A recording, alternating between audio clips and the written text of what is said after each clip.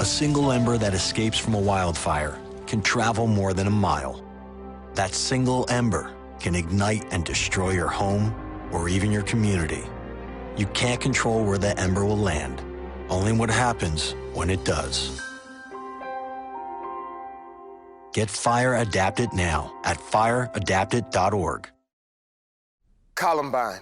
Virginia Tech. Tucson. Aurora. Fort Hood. Oak Creek. Newtown. Newtown. Newtown. Newtown. How many more?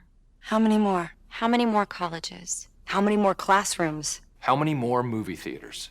How many more houses of faith? How many more shopping malls? How many more street corners? How many more? How many more? Enough. Enough. Enough. Enough. Demand a plan. Right now. As a mom. As a dad. As a friend. As a husband. As a wife. As an American. As an American. As an American. As a human being. For the children of Sandy Hook. Demand a plan. No more lists of names. It's not too soon. It's too late. Now is the time. Before we all know someone who loved someone on that list. No more lists. No more. Who they might have been. No more. If we had just done something yesterday. It's time. We can do better than this. We can do better than this. It's time. It's time. It's time for our leaders to act. Demand a plan. Right now. Right now. You! Demand it! Enough. Enough. Enough. Enough.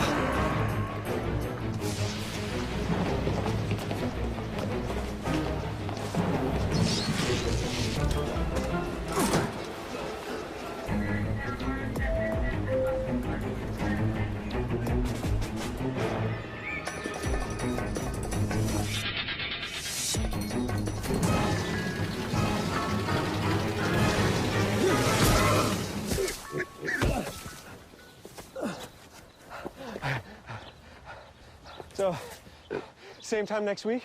Well, of course. Put away a few bucks, feel like $1,000,000. For free tips to help you save, go to Feed the Pig.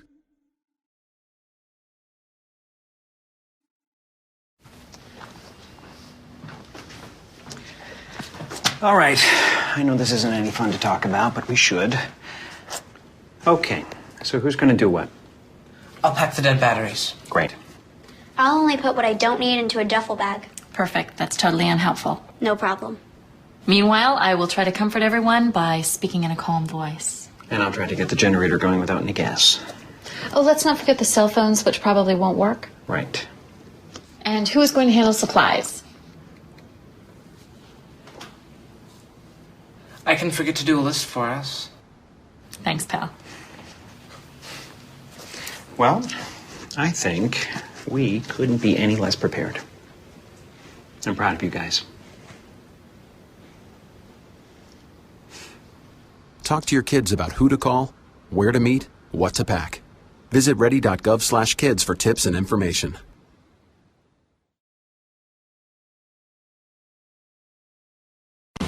Broadcasting around the nation, on your radio, on your TV, and online. This is The Bill Press Show. Hey, friends and neighbors, what do you say? Good morning. Great to see you this morning. This is The Bill Press Show. We're coming to you live from our nation's capital, Washington, D.C., bringing you up to date on all the news of the day, whether it's happening here in our nation's capital, around the country, around the globe. Coming to you live on your local progressive talk radio station, on Free Speech TV, and worldwide on our video stream, TawkrTV. Events in the nation's capital. Hi, everybody. It's Bill Press. This year marks the 10th anniversary of doing the Bill Press Show, every day covering the news of the day with the nation's top newsmakers, either on the line or in our studio right here on Capitol Hill in Washington, D.C. Not only that, I go to the White House briefings every day to get answers to the top questions of the day. Bottom line, if it's happening in Washington, D.C., either at the White House or the Capitol, we are all over it. Every day, we welcome to our studio political leaders and reporters and labor leaders and newsmakers to help us understand the issues of the day. You know, we started out as a radio show only, but over the years, we have branched out to all forms of the new media. So today, we're not just a radio show. We are podcasting, streaming audio, streaming video, and we are simulcast live on Free Speech TV nationwide, reaching out to 40 million households on Free Speech TV, in addition to hundreds of thousands on local radio stations and online.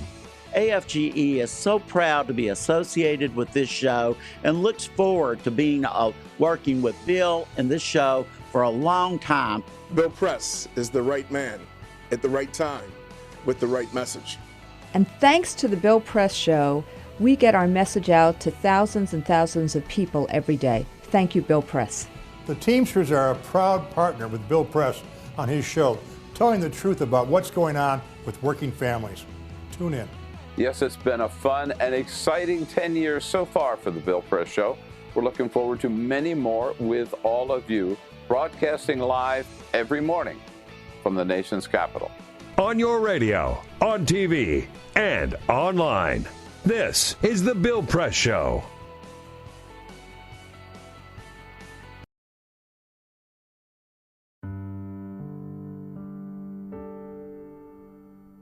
A few years ago, plastic bag waste in our city came to a tipping point. It was clear we had a bag problem.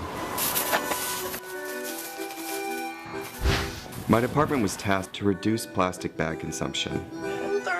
We needed to come up with ways to change human behavior. So we asked ourselves, Should I get back? What do people really hate? Yep. Getting punched in the stomach. Preliminary studies showed that the consequences weren't severe enough to warrant behavioral change. Actually, can I get that double bagged? So we thought, what do people hate more than getting punched in the stomach? Kissing Helga. Hey, big boy. People didn't find her so offensive after all, so we had to get creative. How many bags? Okay, now, pour this ice water down your pants. We tried everything.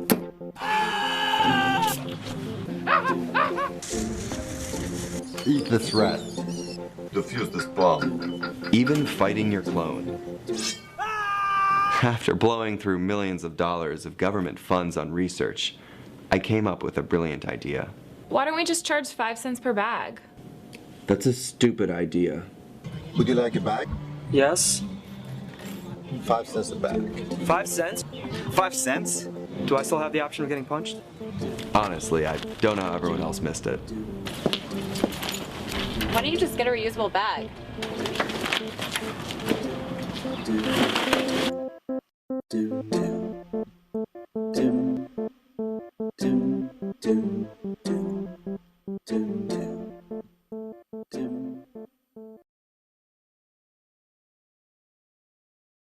The average text takes your eyes off the road for nearly 5 seconds. At highway speeds, that's enough time to travel the length of a football field.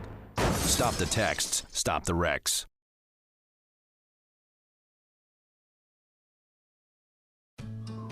You wouldn't let money just blow out of your house. So when your AC or heater is on, make sure the doors, windows, and fireplace flue are shut tight. If you're headed out, turn down the AC or lower the heat by 10 degrees. And always keep your water heater set at 120. A little bit of common sense goes a long way. Get more great tips at energysaver.gov. So, I'm kind of new here, but I've noticed a trend. My human does this funny thing where she goes around and gets all my toys, and then she hides them in that basket by the door. But it's always the same basket, and it's always in the same place. And then she acts so surprised when I find them, but, she's putting them in the same basket. Again. It's like, hello, that's where you put it last time. You were the worst at hide and go seek.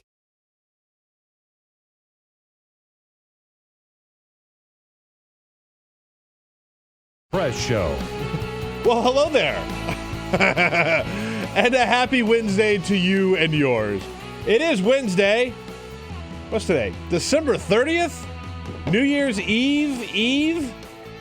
I got to be honest. I sort of love this downtime lull between Christmas and New Year's. I know a lot of people hate on it. I kind of love it because it's just like a week where everybody is just dicking around. Like, some work gets done, but there's zero expectation for you to get any work done. You know what I mean? I kind of love it. Hello, everybody. My name is Peter Ogburn. I'm sitting in for Bill Press today on the last live Bill Press show of the year. We're going to be bringing you some very special programming tomorrow and on Friday for the end of the year stuff. So I hope you tune in. But if you're not and you want to sleep in, hey, that's fine too. I don't blame you. I know I will. We're doing the show today without Bill, who's going to be back in the new year. Going to be back on Monday of next week, as we all will be, to kick off the first live show of the year. And, of course, I couldn't do it by myself. I can barely do it by myself. That's a stretch. Running the board this morning is Jamie Benson, who is there holding it down. Jamie, good morning, sir. Good morning to you, sir. We are taking your calls at 866-55-PRESS, 866-557-7377. We do need your calls today because today is a very different kind of show. We will be taking your calls on all things end of the year. I'm going to be talking about my favorite music of the year, and as will everybody here on the staff. Our favorite movies of the year, our favorite TV shows of the year, our favorite stories, news stories of the year. It's going to be a very special end-of-the-year program today, but we'll also have a lot of our favorite guests. So make sure you hang on to that telephone number, 866-55-PRESS, all throughout the show. Give me a call. Let me know something not to be missed, either music, movies, TV, story-wise. I want to hear from you. And, of course, if you're watching the show, which you can on Free Speech TV or youtube.com/TawkrTV, TAWKR TV. That is how you spell Talker on the internets. If you're watching us, you are doing so because of the great work of Cyprian Bolding. So we are all here today on this Wednesday that feels like a Friday. Jamie, I have to say, first of all, I'm glad to see you because you were up late last night. Yes, I went to go see the legendary Roots Crew. The Roots. The band that performs each and every single night with Jimmy Fallon. Yeah. On the NBC network. And had a quite successful career before that. Ridiculously successful. I mean, obviously, Jimmy Fallon gave them a lot of you're right. much needed exposure. So much that the show was sold out last night, and it was as packed as it's ever been at the Fillmore Silver Spring. Which I've never been to the Fillmore. For those outside the area, typically the big indie concert venues in D.C. have been the 930 Club, the Black Cat, you might put DAR Constitution Hall, sure. all venues that for multiple decades now folks have been going to. Fillmore Silver Spring, a relatively new addition to the area and not in D.C., it's in Silver Spring, Maryland, but a fantastic venue. How's the crowd? I know it was crowded, but like, was everybody? Well, here's the on thing. board? Here's one thing you're always going to get when you go to a Roots show. You're going to get a lot of awkward white people dancing. By the way, my favorite thing. It is my favorite thing as well, and it's something that I have learned to stay away from myself. Oh, you don't want to do it. You have to. You don't want to do it. You have to. I've gone to what, maybe 60, 70 hip-hop shows in my life now, being the fan that I am. Yeah. I've learned to keep the proper rhythm. I just want to point out, I'm a phenomenal white guy dancer. I've never seen it. But I'm not gonna go to a Roots show and try and, get down. I'll tell you this. One of my goals for 2016, Peter, you know what that is? What? To get you to awkward white guy dance on the show. That could happen. That could very well happen. We're going to have to make our own music. There's no awkward here. Due to it's copyright all issues. Just natural, just poetry in motion, baby. I'm looking forward to it. It's on my list. Well, I'm a good show overall, though, yes? Oh, fantastic. Yeah. I couldn't really see, but fantastic. That's fine. Yeah, I noticed you didn't post any photos. I got one nice Snapchat. Oh, okay. That's why I didn't see it. Exactly. I don't do the Snapchat thing. I can't deal with the Snapchat thing. All right, so we're gonna just go through a lot of stuff today. We got a lot of ground to cover. I'm gonna talk a little, just some politics in general here at the top. But again, 866-55-PRESS is our phone number. 866-557-7377. We want to get your take on all of your favorite things of the year, either movies, music, TV, or just general news stories. Jamie, can you grab that last clip from today, Chip Kelly, because if you're a sports fan, you know that there has been a very interesting experiment going on up in Philadelphia. The head coach of the Eagles, Chip Kelly, essentially just destroyed his team to build a new team for this season, and it was an absolute nightmare. Like, on paper before the season, people were going, what the hell is Chip Kelly thinking? And other people were going, let him just let him cook. Let's see what he's got coming. Maybe this is all going to work out, right? Maybe this grand experiment is not going to blow up in his face in a spectacular fashion. Well, it blew up in his face in spectacular fashion. The Eagles are 6-9. And late last night, they dropped the hammer that he is fired, gone, Dunsky. He said a couple weeks ago he wasn't worried about getting fired. If it's not good enough, it's not good enough. But, I'm going to continue to work as hard as I can and show up early in the morning and stay late at night and continue to work. But I don't think anybody in my situation would tell you that if they're worried about getting fired, then they probably should have already been fired. Well, he's not wrong. I mean, he probably should have been fired a lot earlier than last night. And to all of our listeners and viewers in Philadelphia, I'm very sorry for your loss of Chip Kelly. The bad news is the damage that he's done to the team. It's going to take a couple years for them to shake that. You trade away your star quarterback, trade away your star running back. Yeah. And then the star running back that you get from the Cowboys is benched in the final few weeks of the season. Yeah. Good. Brilliant coaching. Brilliant. And basically what happens, I'm not going to get too deep in the sports weeds here, but what had happened was Chip Kelly was the coach, but he also managed all of the personnel moves, which is a terrible idea. I mean, really and truly, it's a terrible idea. And so he had in his head that all these things were good moves, and they weren't. So Philadelphia, y'all are screwed for a while. So you have my condolences. And you have the Sixers, too, to deal with. That's tough. Oof. But, someone posted the other day, one last sports thing here. Yeah, no. Someone posted earlier yesterday, I should say, who would have predicted Chip Kelly would have gotten fired before Brett Brown, the coach of the Philadelphia 76ers. Philadelphia 76ers have only won 2 games this season. That's There's amazing. been about 30 games in the NBA season. Eagles won 6, 76ers won 2. Yeah. So, ooh, boy, that's terrifying. So, like I said, we got a lot of end-of-the-year stuff to cover today and taking your calls. But I do want to talk about sort of a story of the day, and I want to get your take on this at 866-55-PRESS because there's a very sort of disturbing thing going on in the world of politics right now. Above, right, like obviously at the higher level, you got a very disturbing thing going on between Trump and Cruz and sort of their vision for America. But particularly, this situation between Donald Trump, Hillary Clinton, and Bill Clinton, because over the last couple of days, some barbs have been thrown around where Donald Trump said some fairly vulgar things about Hillary Clinton, right?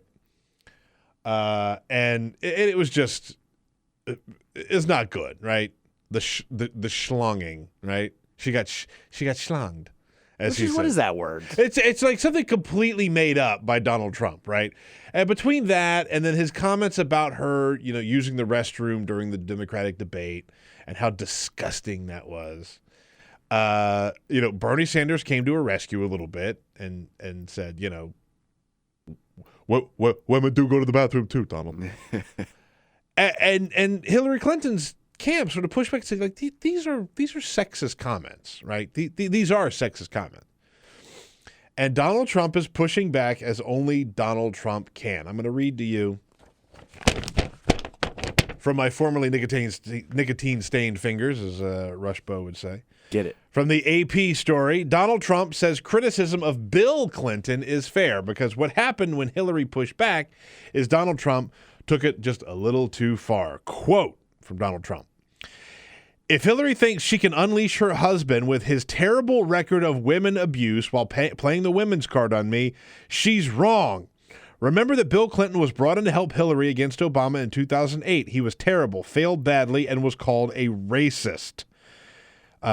He also went on the Today Show yesterday and was asked about his comments about Bill Clinton. He said, quote, they're fair game, said that Bill Clinton has a penchant for sexism, and says, quote, there was certainly a lot of abuse of women, end quote, when talking about Bill Clinton. Now, to stop there for a second, abuse of women is not even in the realm of what Bill Clinton was accused of. And Republicans for a long, long time in the,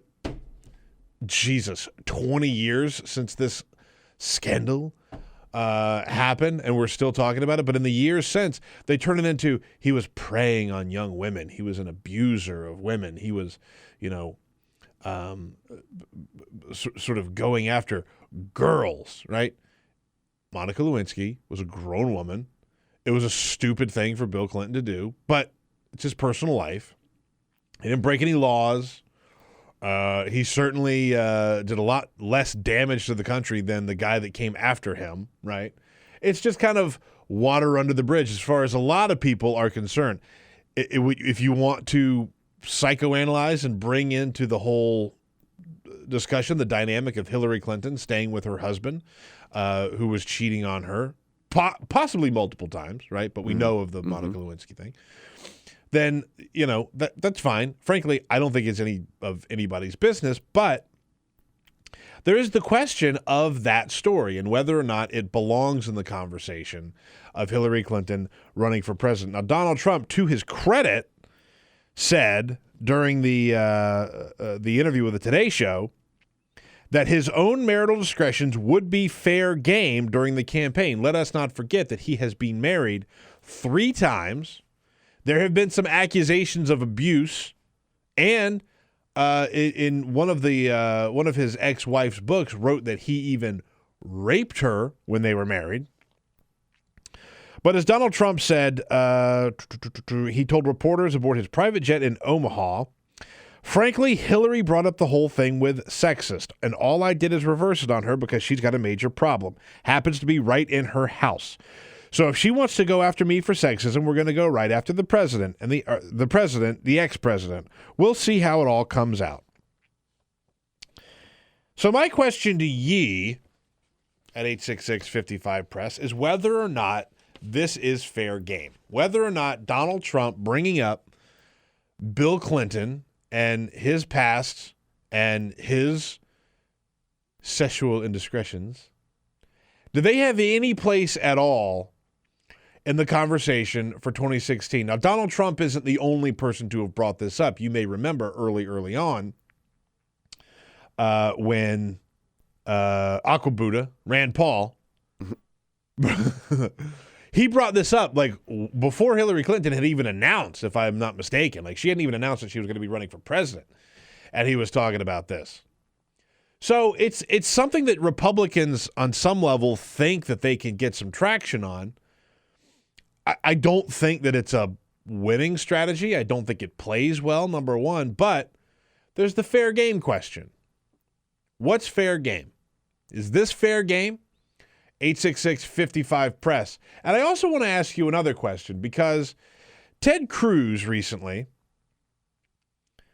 launched a fight against the Washington Post because they did a political cartoon that showed him as a little, organ grinder.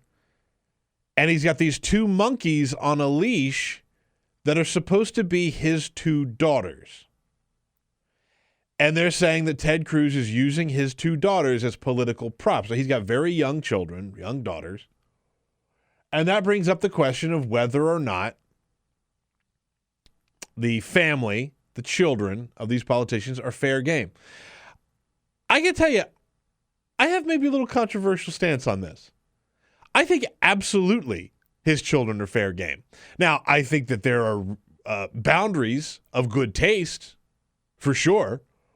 But the problem with Ted Cruz is that he's propping his kids up to go out there and push his dumb agenda. Every commercial he has now, and all these little viral dumb videos that he puts out that has him with all the charisma of a cardboard box. He's got his little kids out there, right? He's got kids in all of his videos. He puts out videos of him and his kids all the time, and it always leads back to him pushing some dumb thing of his agenda. And I know that there's a sort of rule, an unspoken rule of politics that kids are off limits. I'm not so sure. You put your kids out there, you kind of open them up. And I kind of feel the same way about Bill Clinton. Okay, if you're putting him out there, you got to expect this. And I don't think that it's dirty. I think it's fair game. And then you see how it plays. The Clintons obviously think that they've sort of crossed the hump, of how to handle Bill Clinton and his sexual past. So let's get it all out there, man. I'm fine with it. I have no problems with it. Do you? 866-55-PRESS is our phone number. 866-557-7377. 866-55-PRESS. I must hear from you today. My name is Peter Ogburn. I'm sitting in for Bill Press today. Give me a call, will you? Connect with The Bill Press Show on Twitter. Follow us at BP Show and tweet using the hashtag WatchingBP. This is The Bill Press Show.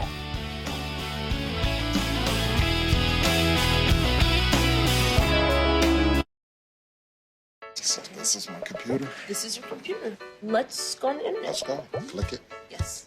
Okay. I cursor in between the R and the E. If I say dot, I want you to just push the period. She's gonna love me all over again. That's it. Jamaica, here you go. Here we go. Good job. Thank you. Thank you. And I did it by myself. Feel smarter. So, I'm kind of new here, but I've noticed a trend. My human does this funny thing where she goes around and gets all my toys, and then she hides them in that basket by the door. But it's always the same basket, and it's always in the same place.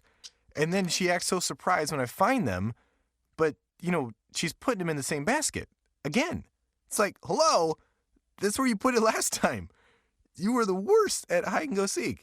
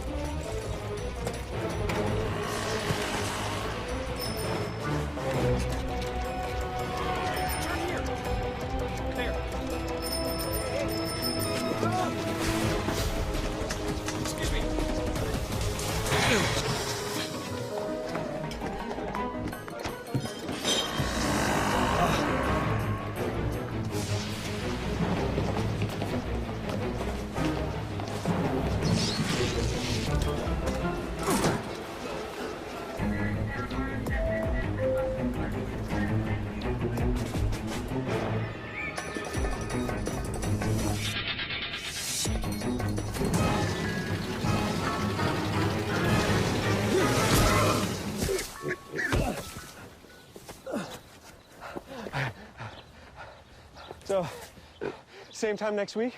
Well, of course. Put away a few bucks, feel like $1 million. For free tips to help you save, go to Feed the Pig.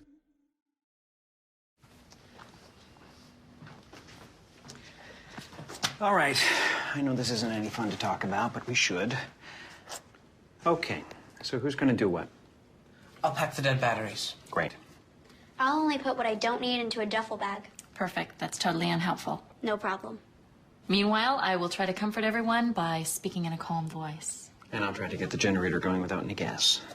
Oh, let's not forget the cell phones, which probably won't work. Right. And who is going to handle supplies? I can forget to do a list for us. Thanks, pal. Well, I think we couldn't be any less prepared. I'm proud of you guys. Talk to your kids about who to call, where to meet, what to pack. Visit ready.gov/kids for tips and information. Hey, thanks for stopping by. You know, I followed your character since the first episode. I'm a big fan, big fan. Thank you. And listen, your storyline, it makes for incredible TV drama. Thing is, your drug use is very adult content.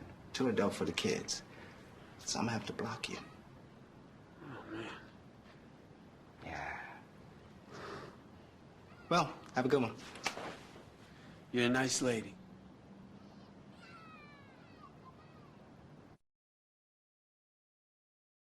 Bill Press Show. Yes, indeed, it is the Bill Press Show. 26 minutes past the hour. I see all your calls coming in. I'm happy to take them. We're coming up against a break right now, but I do want to hear from you at 866-55-PRESS. John in Ferndale, Washington. Hey, John, thanks for calling, bud. Hey, Peter, you're doing a great job. You know, I think it's how we point out that Ted Cruz is exploiting his own children. Now, I wouldn't say that we should put together an ad saying, you know, with ominous music, little Susie Cruz got a 60 on her spelling test. Yeah. What her father would do in the White House. You know, we didn't, of course not. Right. But the fact that he uses his kids, and, you know, they'd rather be doing anything else than listening to Daddy talk about boring grown-up stuff, I'm sure. But as far as Bill Clinton, please, Donald, please, go after all that. Try to bring all that stuff up again, you know, because it only works for their side. And, of course, they still believe that, you know, with the whole Juanita Broderick, all these idiotic details from 20 years ago, she claimed that Bill Clinton raped her was completely disproven. Yeah. And so I think that's what they're going with, but none of it's going to work. Yeah, I think that's a good point, John. I think that's a very, very good point. I think a lot of people have put the whole Bill Clinton sex scandal so far behind them, just way, way behind them. And as far as the Ted Cruz thing goes, you're right on the money. I don't think anybody should do any kind of attack ad on the daughter or the daughters. I don't think anybody should make this out to be, you know, a full-on attack on them. But look, if Ted Cruz is going to use his children to sell his stupid ideas, then we can point out that it's garbage that he's doing that.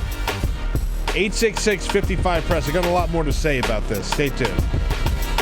This is the Bill Press Show.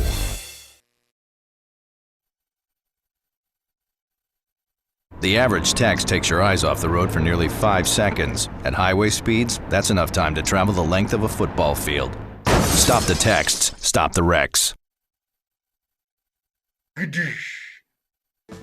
Before now, it's been difficult for criminals like us to know which states have loose gun laws. How would a criminal like me know which states permit me to carry loaded guns in their amusement parks, golf courses, or beaches? I have some violent friends. We all wear leather jackets and scream at women. And we want to find out which states we can buy and sell guns easily. CrimAdvisor.com. That's the site to find out where it's easiest for felons and fugitives to buy, carry, and even traffic guns. That's why I love Arizona, where I can go see the beautiful Grand Canyon and carry a loaded gun without even having to get a background check. You would fail that background check. I'm sure of it. Now, what about a road trip? What states can I go to fill my trunk with guns and take it back home for my even more dangerous friends? CrimAdvisor has a list for that. That's so unreasonable. Our traffickers' top 10. Nevada. What happens in Vegas may have to stay in Vegas, but your guns don't. Bring them over to California and sell them. The market up there is hungry for guns. I understand that CrimAdvisor.com will tell me which states really cater to us criminals and creeps, but what about the states where we're not so welcome? The ones that don't get us? I don't even like saying the name of these states, but California, Connecticut, Maryland, and New York all have laws to keep guns out of the hands of people like us. I want to shoot California so bad. Boo, California. Boo, go home. Wow, CrimAdvisor.com has all this information? Sure does. CrimAdvisor.com. Plan your perfect getaway. Oh, like TripAdvisor. Oh.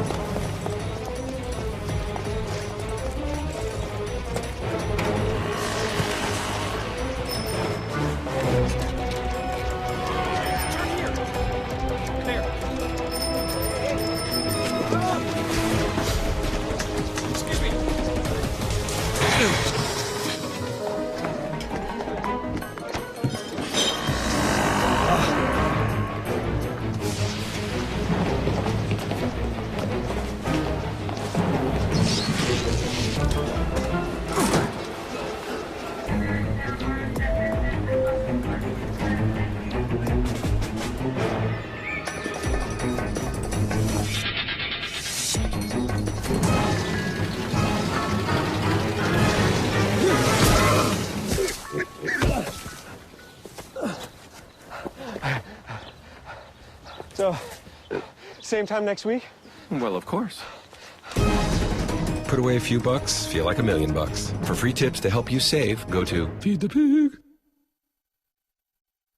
What the frack? What the frack? What the frack? What the frack? President Obama, are you fracking kidding me? Reopen the EPA studies. In Texas, Wyoming, and Pennsylvania. Fracking pollutes our oceans. Fracking poisons our water. Fracking makes climate change worse. Fracking relies on toxic chemicals that cause cancer. Ban fracking now. Ban fracking now. Go on.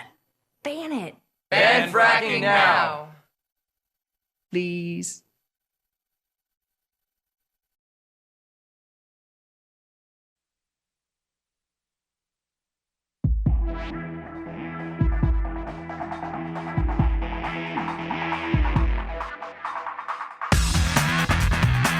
He's not running for president, but he will shake hands and kiss babies. It's the Bill Press Show, your progressive headquarters for the 2016 election. It is the Bill Press Show. I am not Bill Press. My name is Peter Ogburn, sitting in for Bill Press today. And we're talking about personality politics, personal life and politics. Because Donald Trump is officially sort of telescoping that he's going after Bill Clinton for his sexual past. We know that Bill Clinton had sex with women outside, at least one woman, probably more, outside of marriage. I mean, look, come on, the guy's got a reputation, okay? Democrats know that just as well as anybody. Nearly got him kicked out of the White House. He is promiscuous. Yes. Yeah. And that doesn't mean necessarily that he is any kind of abuser of women, as Donald Trump says. But is it fair game for Donald Trump to bring up? I say it's fair game. I think it's dopey. I think that the issue has been settled and done. But I don't know that it's, off limits for him to go there. And I'm also talking about, in the same sort of vein, Ted Cruz, who is in a full-blown war with the mainstream media, the Washington Post in particular, because they publish a cartoon of Ted Cruz with two little monkeys on a leash, which were supposed to depict his two daughters, which he uses as props in almost every ad that I've seen Ted Cruz do.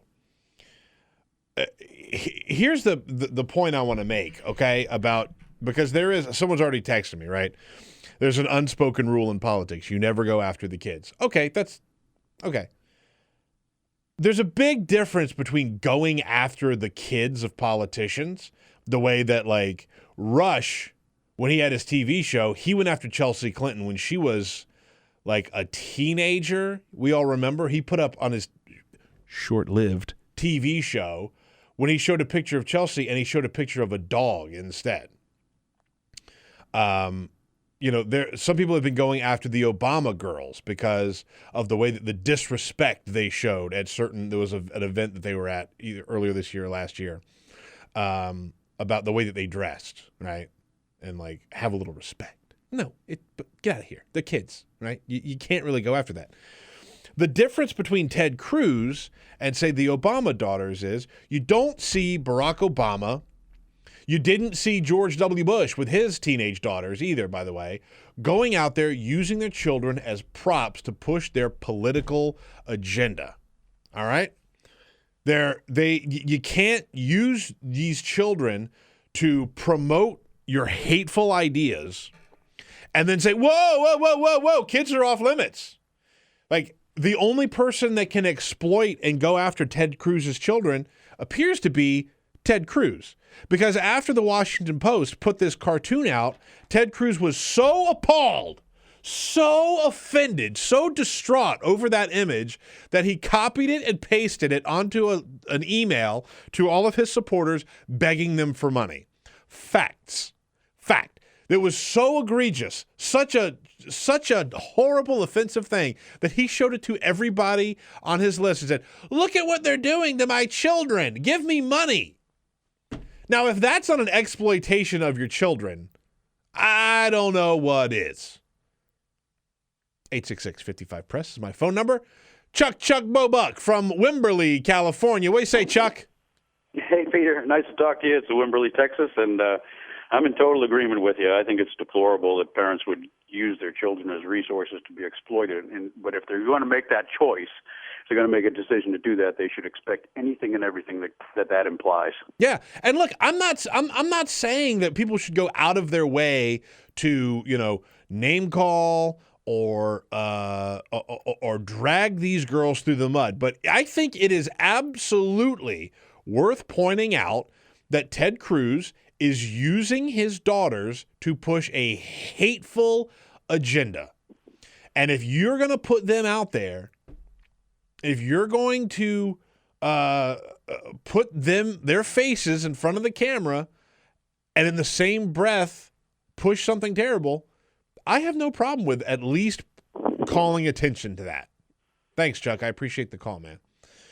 Let's go to Carl in Rochester, New York. What do you say, Carl?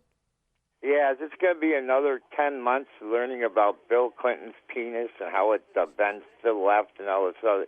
Because I got so he dresses sick to of the it left. Last time, huh? He dresses to the left is a polite way to put it. Dresses to the left, yeah. Our politics are in a sad state of affairs. I don't disagree with you, Carl. I don't disagree with you at all. The thing with Bill Clinton is the story is dead, over, kaput. It's been dead for a long, long time. We're talking about almost 20 years since this happened, right? 18 years, I'm guessing. I remember, it all going down. I was but a young man. I'm still a young man. I'm not that young. But I remember when it was all going down. And you had the details of like you just said, details of the President of the United States genitalia and which way he leaned. And the details of, we all know what he did with the cigar and with Monica Lewinsky, right? Pretty kinky stuff to have out there in the mainstream at the time. But it's over. It's done with. We know what he did. He's come back from it. People just don't care. They just don't care. And so the idea that Trump wants to go back there and repaint this picture, I'm not sure that it works, but I do think that it's fair to bring up. John in Jacksonville, Florida. What's happening, John? Hey, Peter. The word is not prop. He had those kids actually scripted on what they were going to say to the camera. He Yeah. used them as an active statements and so forth. And like I say, nobody's really playing all that.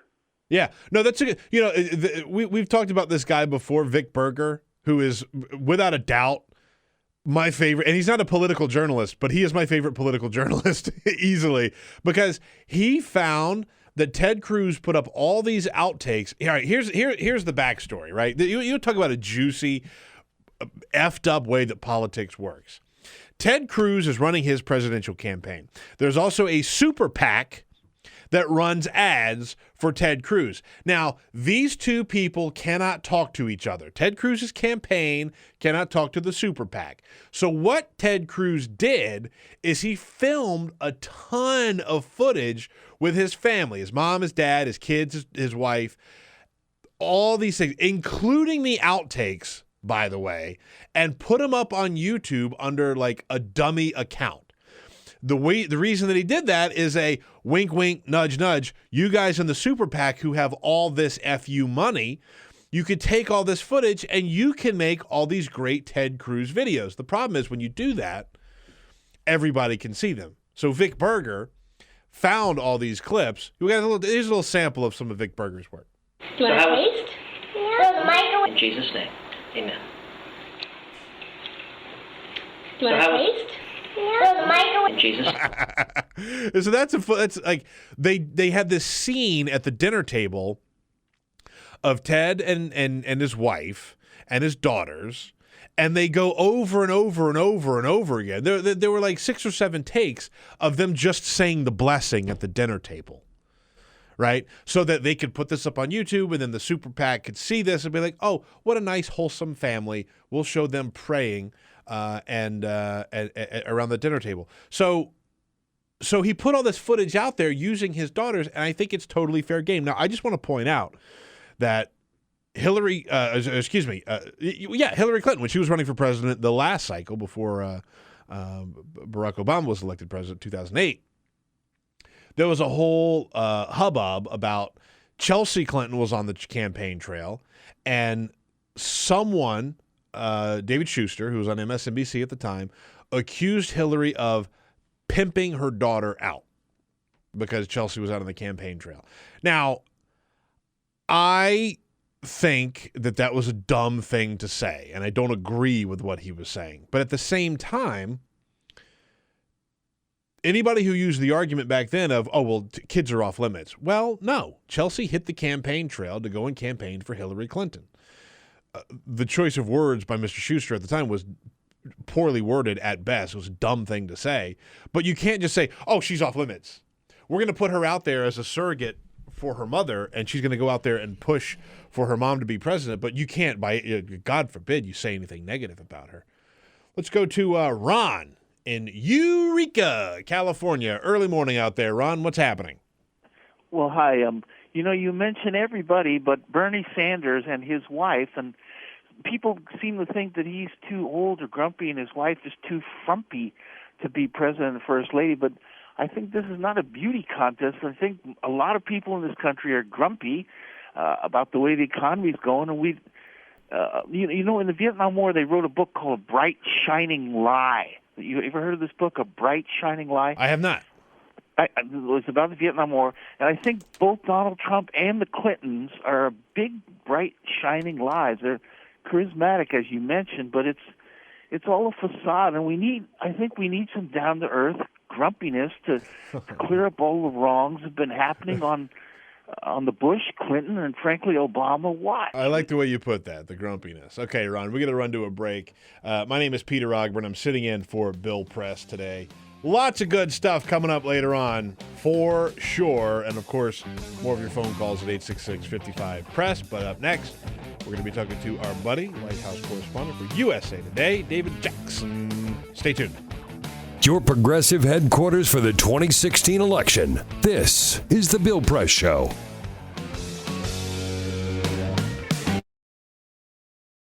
It is possible to read the history of this country as one long struggle to extend the liberties established in our Constitution to everyone in America. In other words, who, according to our laws and culture, gets to be considered a person? The law creates legal personhood, and movements create law and change culture. So, how have the courts passed laws to shape our culture? That history goes way back before Citizens United. 1819, Dartmouth College versus Woodward, Supreme Court case, turned a corporate charter from a government-granted charter to a contract. This ruling gave corporations standing within the Constitution. 1886, Santa Clara County versus Southern Pacific Railroad. Though the court did not rule on corporate personhood, the decision was subsequently cited as a precedent to hold that a private corporation is entitled to the same 14th Amendment rights of due process and equal protection as human beings. This makes it impossible for us to make laws that treat local businesses any differently than giant multinational corporations, even if their business practices are deemed to be harmful to workers, the environment, and communities, or if they have a history of violating the law. Hale versus Henkel, 1906. The court granted corporations the Fourth Amendment search and seizure protection. Dodge versus Ford Motor Company, 1919. The Michigan Supreme Court says the business corporation is organized and carried on primarily for the profit of the stockholders. Stockholder primacy is established. The purpose of the corporation, according to the court, is no longer to serve the public good, as it had been. It is now to maximize profit for shareholders above all else. Pennsylvania Coal Company versus Mahon, 1922. Corporations get the Fifth Amendment takings clause, meaning if you pass a regulation that impacts a corporation's ability to make a profit, that is deemed a taking, and they can sue for the right to future profits lost. This creates a chilling effect, and local and state governments become much more hesitant to pass laws in the public interest for fear that corporations can claim loss of potential profits that cities and states will be on the hook to pay. Buckley versus Vallejo, 1976. The Supreme Court rules that spending money to influence elections is protected under the First Amendment, in effect saying that money is speech. Citizens United versus Federal Election Commission, 2010. Today, the Supreme Court of Chief Justice John Roberts declared that because of the alchemy of its 19th century predecessors in deciding that corporations had all the rights of people, any restrictions on how these corporate beings spend their money on political advertising are unconstitutional. The court's ruling threatens to undermine the integrity of elected institutions across the nation. It's a rejection of the common sense of the American people.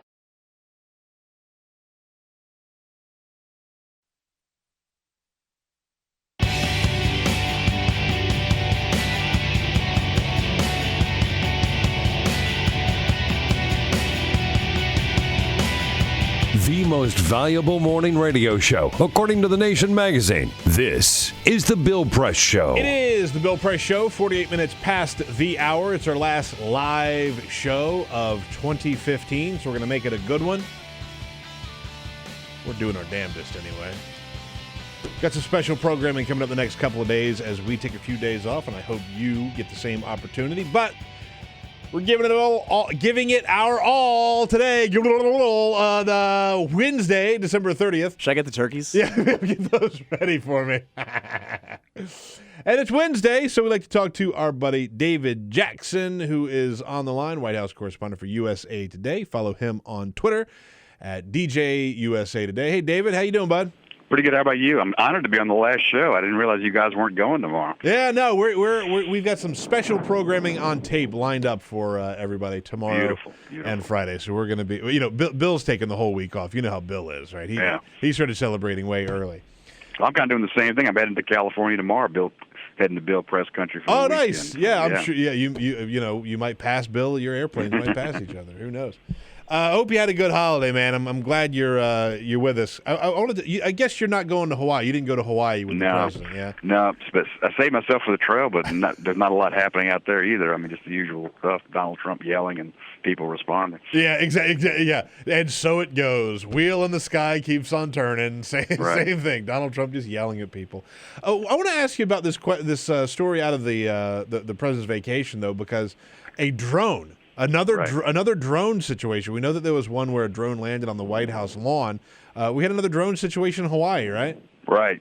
Yes, the president's motorcade, as it was crawling back to his vacation home after a golf outing, there was a drone that kind of followed up along So the Secret Service got out. It was easy to track. Apparently, it was just some guy on the beach who noticed the Polar Brigade passing and decided to fly his little drone out near, a little too close for comfort to the Secret Service. So they went and confronted the guy and made him pull it back and take it down. So, I mean, it wasn't a big deal at all. And the only reason we know about it is because a television pool camera just happened to see the Secret Service confront this guy. But, you know, a reminder that the Secret Service just hates these drones. And yet another reason why they just create another distraction that they don't need. You know, I think in 2016 we're going to see some pretty hardcore restrictions on drones, right? Like I saw someone sort of floating the idea of setting up a perimeter around the White House, like by several miles, of not being able to fly drones around the White House. Like basically all of Washington, D.C. is going to be a drone-free zone. There's already people looking for them as we speak, so the de facto zone around the White House right now, and I'm sure they're going to make that part of the law pretty soon. Yeah, I think so too. One of the things, David, that the president got into before he went on vacation, you mentioned Donald Trump, is the president talked about how the GOP have earned Donald Trump, which I thought was really interesting. You know, I know he doesn't like to mention Trump by name. He doesn't want to elevate him to that level. But at the same time, you know, I think that the dislike of Donald Trump and his style of politics is very personal for President Obama. Oh, very much so. I mean, Donald Trump was in the vanguard of the birther movement a couple of years ago, if you'll recall. Oh, yeah. Challenging whether the president was born in the United States and basically forcing the president to release his long-form birth certificate. So there's definitely no love lost between the two. I will say I think Obama and his aides are surprised at how well Trump's done so far. But they also, as you say it's something the GOP's been courting for a while. They've really appealed to their hard right base, and Donald Trump's kind of become the avatar for that crowd. And you know, and threatening to take over the party. I talked to someone who spoke with the president on this very topic. I don't think the president believes Trump's actually going to get nominated, but it's certainly a possibility. Sure. And he says it's basically it all flows from the Republican Party's fealty to its right wing. Yeah, I mean, I think that if it does go that way and he is the nominee, I think we're going to see the president really getting out there to campaign. I think he's going to take it really personally to make sure that Donald Trump does not occupy that house. Well, I think that's right. We'll see him anyway, but we'll definitely see him if it's Trump. Sure. Although I will say, I think the White House would welcome a Trump candidacy because I think he's going to be very easy to beat. Yeah, and they may be wrong about that, but I think that's the way they feel about it. Yeah, I think you're right. Another thing I noticed yesterday, and the Post wrote about it this morning, was that in addition to Trump attacking people as he does every day, the other candidates are starting to attack each other. You're seeing a lot of intra-establishment fighting within the Republican Party. A lot of people are dumping on Marco Rubio because he seems to be doing well in the polls. Others criticizing Ted Cruz. So it's interesting. All the anti-Trumpites are fighting each other right now. By the way, as someone who produces a progressive talk radio show, I welcome that. There you go. You must be really enjoying this. I do get the sense that a lot of Democrats are enjoying it. They feel like it's going to make it that much easier for Hillary Clinton in the fall. I don't know about that, but we'll see. But it isn't. A lot of Democrats are enjoying the Republican Party. I'm loving it. I think the debates are just full blown insanity. And the whole attacking each other thing. Right. I think that they've seen how well that's worked for Trump. It's taken him quite far. But it's interesting that all the non-Trumpites are fighting among each other. Doesn't that kind of strengthen Trump's position? Yeah, I think so. I absolutely think so. I think Trump is a lot stronger than people give him credit for. I think he could very, very easily maintain this. I really do. Another thing to me about debates, we're only going to have one debate, I think, on January 14th with Pataki dropping out. That's right. I think we'll see some others dropping out. I think we'll only have one actual debate, and all the candidates will be on the stage together. Well, we'll be talking about it with you, David Jackson, White House correspondent for USA Today. I appreciate you joining us, man. Have a happy New Year. You too, Peter. Thanks a lot. I appreciate it. You got it, bud. We'll talk to you soon. My name is Peter Ogburn, sitting in for Bill. 54 minutes past the hour. We'll be right back. Get social with Bill Press. Like us at Facebook.com/Bill Press Show. This is The Bill Press Show.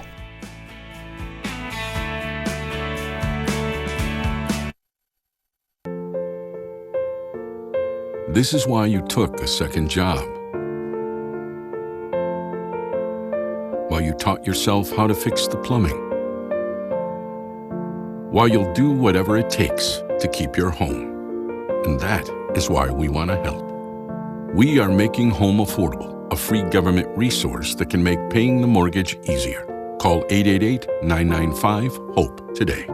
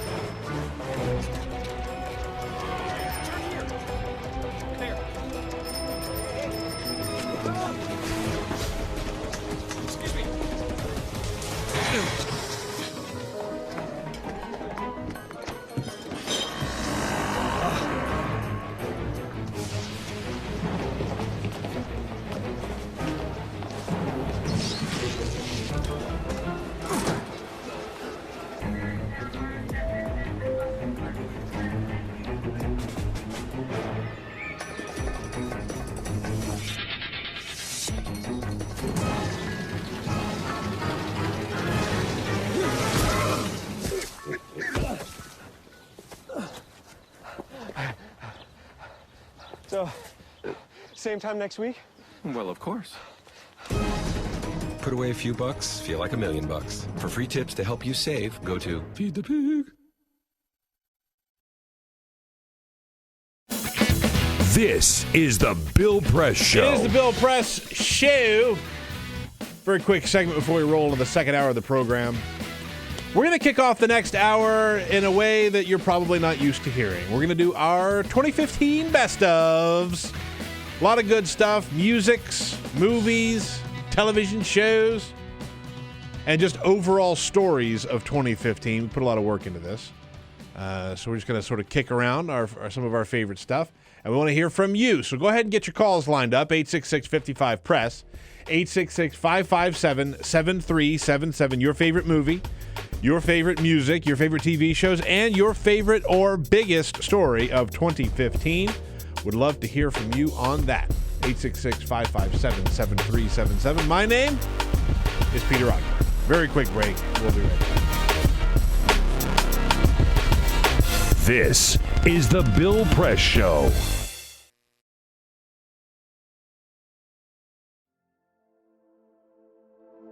One of the most profound movements and one of the first real social movement in American history was all about slavery.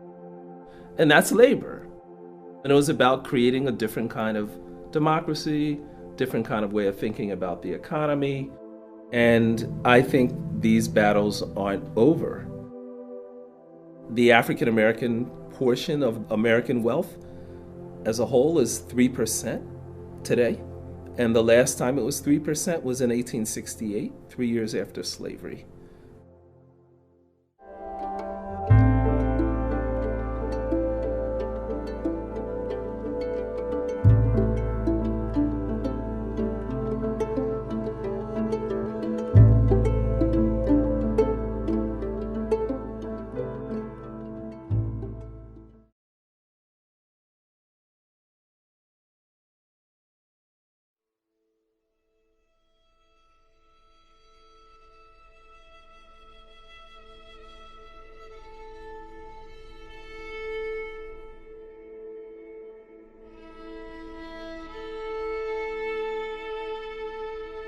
African Americans going back to before the Civil War, and the earliest African American spokespersons and writers and leaders like Frederick Douglass and others argued that the fundamental feature of the American economy was dehumanization.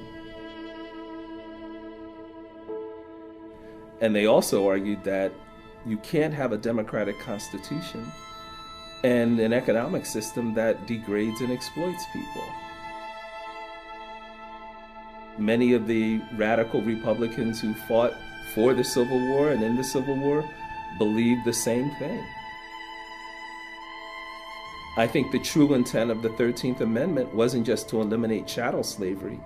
It was to eliminate all forms of economic oppression and create what we would now call living wages for everybody. I think that was the true intent. But these things were overthrown. After the Civil War, there was a counter-revolution, Lincoln's assassination, the destruction of Reconstruction. We got segregation, which wasn't just about making white people feel superior, it was about a cheap labor force, which persisted. The 1963 March on Washington, where everyone sees Martin Luther King's I Have a Dream speech, well, King wasn't head of that march. A. Philip Randolph was, the first black trade union president. The demand of the march was for jobs and freedom. Jobs came even before freedom.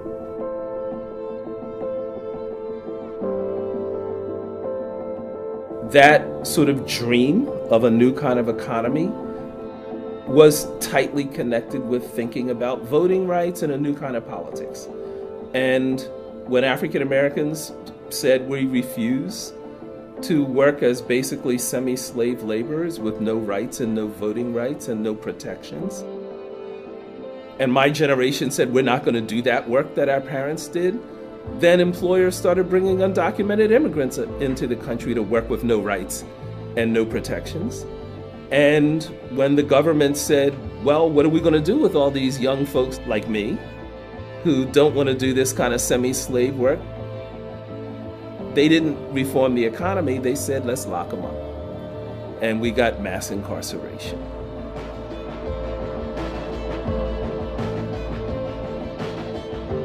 And so I think all of these things are related to our history. All of these things are part of the challenge of changing the system. And the system connects these things.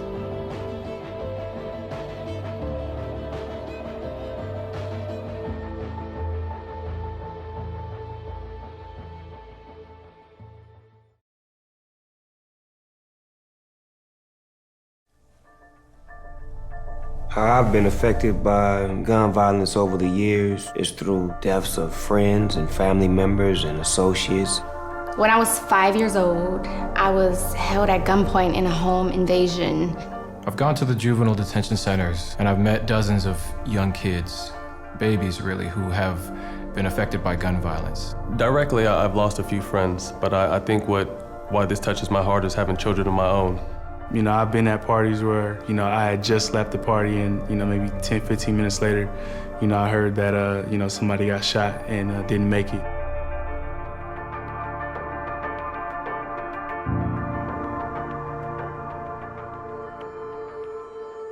There are a lot of people benefiting off of our pain, and it's time we do something. I'm here to unload my investment because I think that it's important that we start kind of seeing where our money is going. It's time to go to your financial advisor and demand that there are no gun investments in your 401k. Even if you don't have investments, you can still help spread the word. This is something everyone can do. So if you push your people that have 401ks, it might be your grandma, it might be your cousin, this effort can make a big impact. I'm unloading for my loved ones that I lost. I'm unloading for my 18-year-old self. I'm unloading my 401k for the future of my children. I'm unloading. I'm unloading for my family and their future. I'm unloading so that my daughter can grow up in a safe, loving world. Unload and join the movement. Use hashtag I'm unloading to pledge your support for gun-free investing.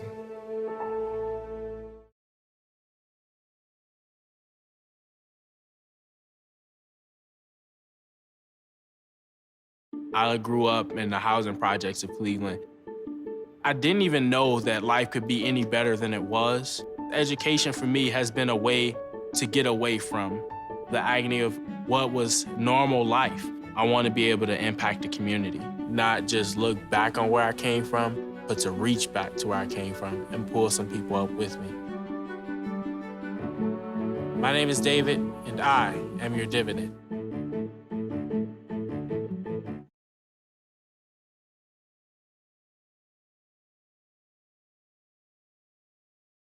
The average text takes your eyes off the road for nearly 5 seconds. At highway speeds, that's enough time to travel the length of a football field.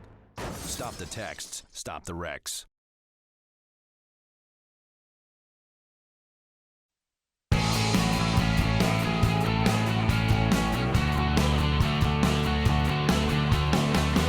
Broadcasting around the nation, on your radio, on your TV, and online. This is the Bill Press Show.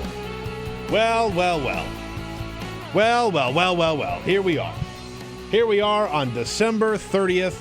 I keep wanting to say Friday, but it's not a Friday. Hopefully it's a Friday for a lot of you who don't have to work tomorrow, or Friday, the actual Friday, for New Year's Eve and actual New Year's Day. By the way, well, first of all, hi there. My name is Peter Ogburn. I'm sitting in for Bill Press today. We've got a special show lined up for you today. A lot of good guests coming up later. We're going to be doing some end-of-the-year stuff to kick off this hour. Running the board is Jamie Benson, who had a late night last night. He went and saw the Roots in town. Just advertise it all over the place. Look, I'm fine. You're doing fine. I'm just saying. Shout out to you. Thank you For this being is actually here. The best tired show I've had, and I think it's because You've had a couple. You've had a couple tired shows. I had a couple tired shows. Mr. Benson is younger than a lot of us here on the show, and he's actually able to maintain his social calendar while also working horrible hours. It's not a dig. I'm just hashtag social calendar. Say social calendar. Mr. Benson keeps a loaded social calendar, whereas I can't do that anymore. I used to be able to do that, Jamie. What a time to be alive. I'm telling you. That's how I live my life. You're living in the sweet spot. Give it 5 or 6 more years. Shoot, it could be 5 or 6 more months. We're just going to beat you down into oblivion with this schedule. Yeah. With this boss? Exactly. All right. If you call us at 866-55-PRESS, the voice you hear will be that of Ray Rogers, who is standing by to take your calls. Make sure to wish her a Happy New Year if you do call. And Cyprian Bolding is keeping us on the video stream, youtube.com/TawkrTV, TAWKR-TV, and on Free Speech TV, which is on Dish Network, DirecTV. Got you on the Roku box. If you got one of those, Johns, make sure you catch us on that. I love New Year's Day. I really love New Year's Day. I love all that it stands for. I love sort of the silliness, right? I don't do New Year's resolutions, by the way. I'm one of these people that's like, oh, my New Year's resolution is to read more. No, look, either read or don't, right? Like, the resolutions I think are just silliness, foolishness. Just do it or don't. But I do love the whole, beginning anew. You got a whole new year, things change, new calendar. I go full tradish. I cook collards on New Year's Day. You've heard of this, right? The whole collards and Hoppin' John, or is it a Southern thing? On New Year's Day, no. Collards on New Year's Day are supposed to symbolize money, right? Prosperity in the new year. And then Hoppin' John or black-eyed peas. You know what Hoppin' John is. It's rice and black-eyed pea dish, in case you don't know.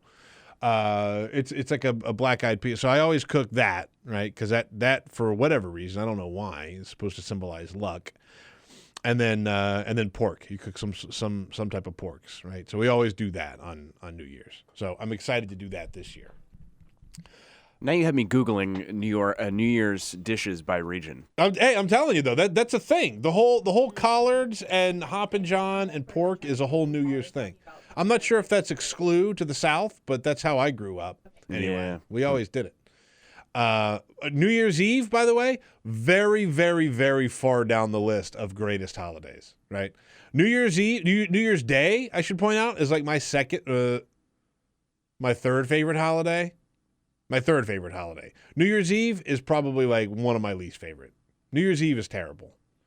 Well, that's what when you guys asked me yesterday, what am I doing for New Year's Eve? I don't make plans because I don't want to. That's fair. I was talking with my buddy Julian last night. You make all these plans. You put a lot of money into New Year's Eve. People that go out for New Year's Eve usually put a lot of money into New Year's Eve. Let me stop you there. Don't go out for New Year's Eve. Don't go out for New Year's Eve. And, my buddy was telling me about how there was a malfunction at, like, this big club they were at. People spent, like, $150 per seat at a table or whatnot. And the cable went out, and they did the countdown at 12:02. That's a malfunction I'm not going to... You can't do... Like, first of all, these restaurants and clubs that want to charge you hundreds of dollars to go and party with a bunch of strangers... The hardest of passes. Don't do New Year's. Don't build yourself up to be let down. I'll tell you what, I've gone full old man where like I'm in bed at like 10:30 now. I've been doing this for the last couple of years. But the best, most fun New Year's that we did is we went over to a friend's house. They had some friends over. We took the kids. The kids crashed out at like 10 or 10:30. We set up sleeping bags in a big room and the kids just sort of like bombed out and went to sleep. We stayed up. And then at the end of it all, we went home. It was the greatest. We had to carry the kids out to the car. It was the greatest. That was it. Yeah, I'll probably stay up. Let's be honest. The kids are now asking if they can stay up till midnight. Which you should definitely let them. I think they're at the age where they can. I was probably like 9 or 10 the first time. That's about where we are. I don't know if I'm going to stay up. I tell the kids they can stay up. Just don't wake me up. But all of this New Year's Day talk leads me into our conversation because I was going to sprinkle this sort of throughout the show, but I just want to jump right into it because I am what you might call a culture vulture. I like to see movies. I like to listen to new music. I like to watch TV, right? So I want to go sort of around here, and Jamie and I and you at 866-55-PRESS, let's have a chit-chat about some of our favorites from 2015. So I'm going to start with movies. My favorite movie of the year, without a doubt, was Mad Max. Mad Max Fury Road was such a good movie. Jamie, am I wrong? You're absolutely 100% correct. Boom. See there? If you haven't seen Mad Max, first of all, shame on you for not seeing it in the theater. But I think the way that they had this canvas, this director, the way he had this, unlimited resources to make this great movie, and what he did with the movie is bigger and bolder and flashier than any movie I've seen in a long, long time. It was just a gigantic movie. I also really like Spotlight, based in Boston. A boring movie on paper, just an absurdly boring movie on paper, and then when you watch it, it's just the greatest filmmaking. So well crafted, well acted, well directed. Ex Machina is also on the list. Still haven't seen that. It's a good movie. It's a weird movie, but it's good. Oscar Isaac is in it and plays a total creep. But big fan of his acting. Yeah, he's phenomenal in this movie. By the way, the other actor, I don't even know how you say this guy's name, Domhnall Gleeson, right? This dude was in Ex Machina. He was Hux in Star Wars. He was in so many movies. He was in The Revenant. He's like had such a great year for movies. I am going to throw out a movie that nobody else here on staff can throw out that I thoroughly enjoyed. You know what I like? Wait, let me guess. Star Wars: The Force Awakens. No. That is not in my top 10. That is not even in my top 10. I really like the movie Inside Out. Huh. I'm sort of jealous that I can't easily get into kid movies. You can't go to see that movie in the theater. Because I don't have kids. You just can't. I'm not necessarily jealous that I don't have kids. But by the way, I like you. You could borrow my kids anytime. We can talk about that after the show. Might need to be some financial. You got to weigh the pros and cons here, right? Yeah. Might have to put a contract in place there. Yeah. It's called babysitting. Right. But yeah, I thoroughly loved Inside Out, but I have a reason to go see it. Another movie I liked, but I wouldn't put like as like the great achievements in cinema. I really like the movie The Martian. That was just a fun, good movie. Haven't seen that either. It's a good movie. It's a good movie. By the way, this year, between Jurassic World and Star Wars, both of those movies had the biggest. So, but first it was Jurassic World had the biggest opening weekend of all time, which was eclipsed by Star Wars last weekend. So, like the two biggest openings of all freaking time both happened in 2015. It was like a banner year for Hollywood. I didn't love Jurassic World, by the way. Didn't see that either. Come on, what are you doing? I'll throw out a couple of my list. favorites here. We mentioned this on a previous show when we had Ann Hornaday from the Washington Post on to talk about Star Wars. She mentioned an overlooked film of 2015 was Love and Mercy. Oh, such a good movie. About Brian Wilson from the Beach Boys. And I'm not even two actors playing him. Two different actors. I'm not even like a crazy Beach Boys fan. I think that a lot of their music is kind of dumb. But like, what a great movie. Yeah, fantastic movie.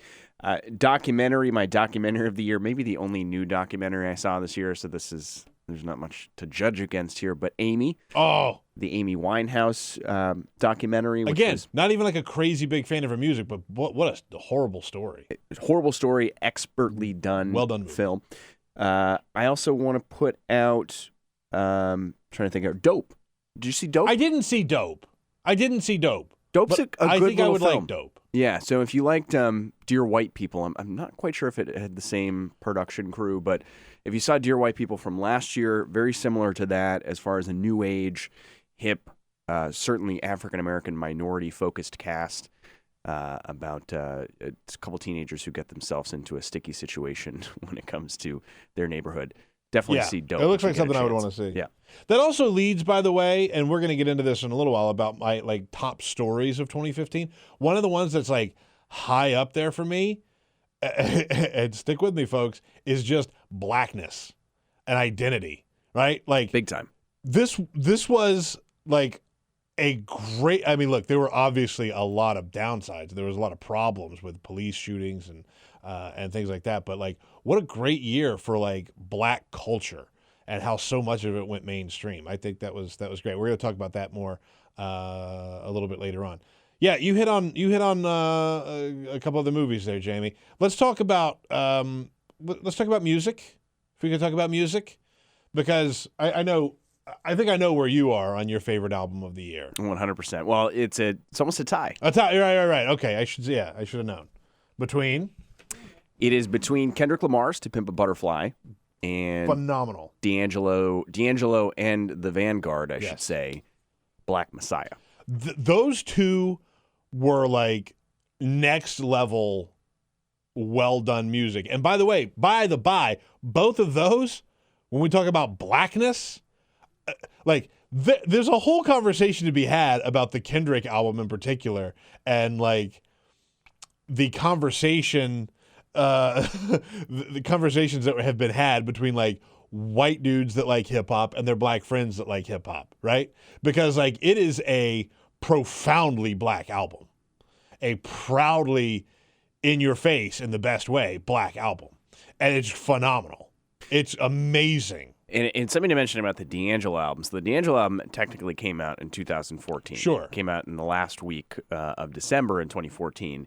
It was rushed. So D'Angelo, we didn't even know it was coming. For those that don't know, sort of disappeared in the 2000s. Went through drug addiction, alcohol addiction. Was in a car crash.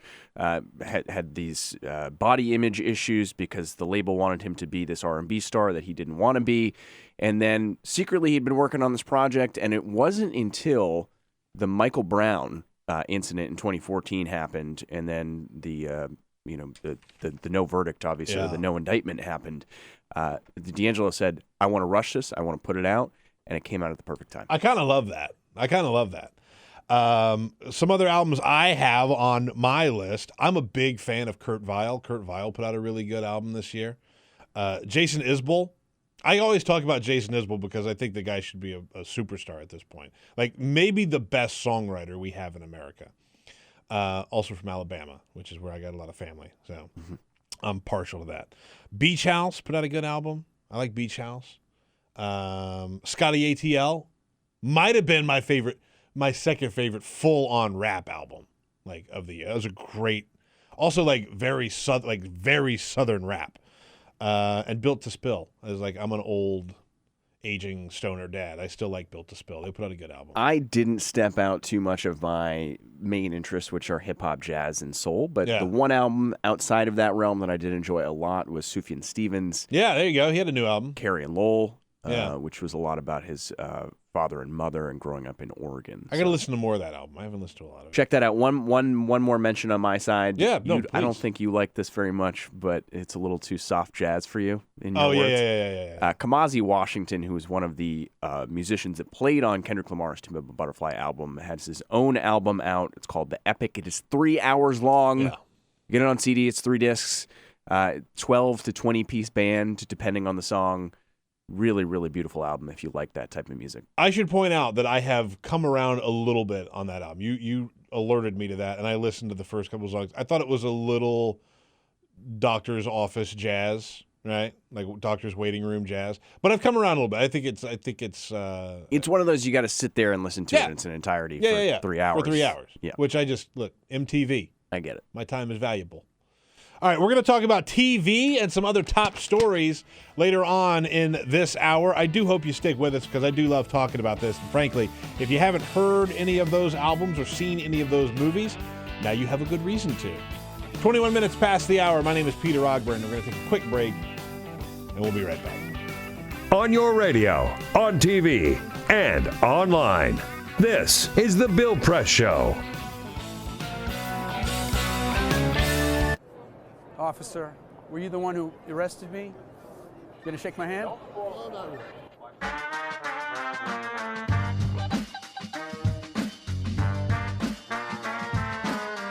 So I got invited to host a vigil called Carry the Names. And that's what they were doing, carrying the names of the people who were victims of deadly police force. Michael Brown, Eric Garner, Akai Gurley. I got a motion from Dragonfly from Stop Shopping Choir, and I started preaching. I preached up a storm as best I could, but about a minute and a half into my sermon, the place was flooded with police, Homeland Security, National Guard, state troopers, and I was pushed over and handcuffed so fast, down in the jail, down in the basement. Before you know it, I was out the door, put in prison overnight. The next morning, I'm in court. The same thing happens. I'm just rushed out of there. Then our lawyer, Wiley Steckler, gives me this iPhone. And there, in black and white, in the Gothamist, a popular paper, is this charge by Adam Lisberg, the MTA law enforcement spokesperson for this grand place. His quote is that I, Reverend Billy, physically attacked a police officer. Unbelievable. The feeling of being robbed of my work and life and identity, just the fiction. I did not touch anybody. I did not look. I know how to do this. I'm trained in nonviolence. I did not do anything. It was right here. It was right here. It happened right here. I was simply arrested while I was speaking and taken away, and that's it. The cold feeling in my city, the city that I love, that city spokespersons whose salary I pay for with my taxes, that they would say this. I can just feel the rending apart of the community, that we are not that close. We're not. They are willing to say this, and they think that they can just say anything about anybody and get away with it.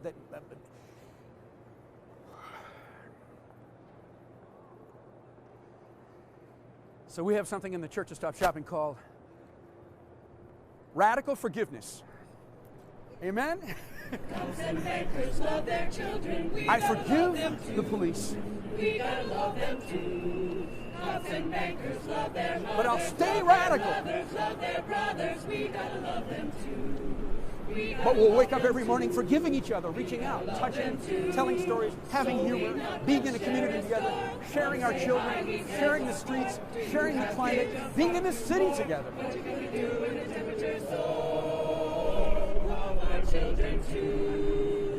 forgiving each other. being grateful to each other, love our children, helping each other out, then I sat at the living baker's together. desk. I gotta get something Living off my together. chest. I got a daughter just turned 4. What do we do in the superstore? What do we do with the blood and the gore? The water's rising through our door. Love our children too. Love our children too. Amen. Earthalujah.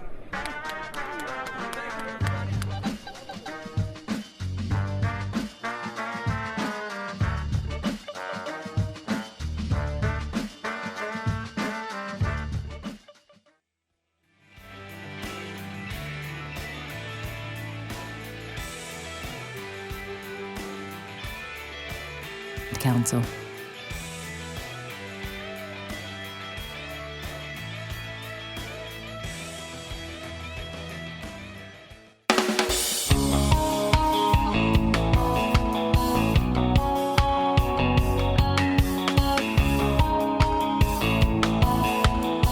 This is the Bill Press Show. It is the Bill Press Show. 26 minutes past the hour. Jamie, grab the George Pataki clip, because yesterday we got some sad news, folks. Yesterday it became official. George Pataki is no longer running for president of the United States.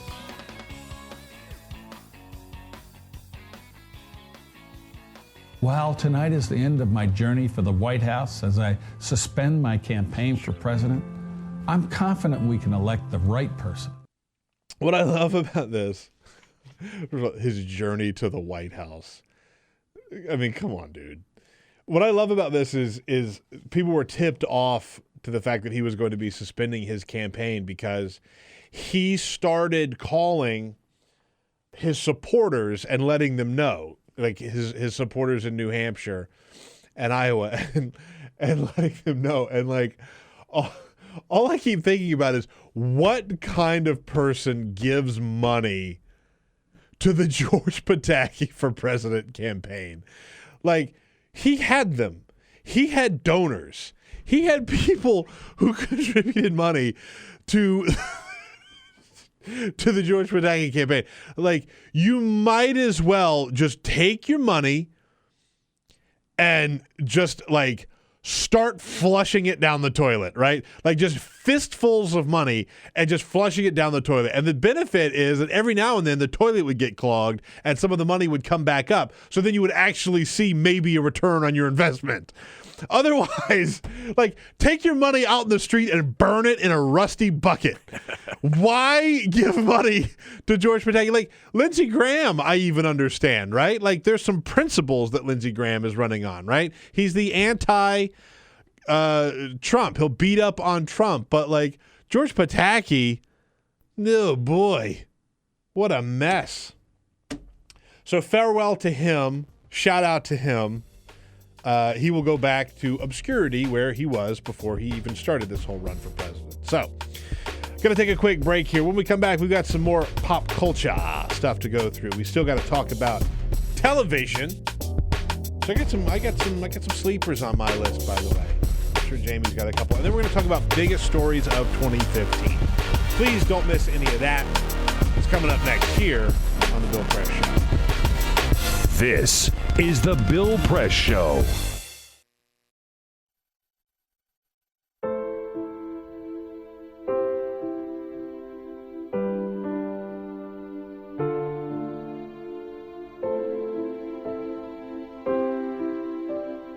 I have run these canyons for 6 million years.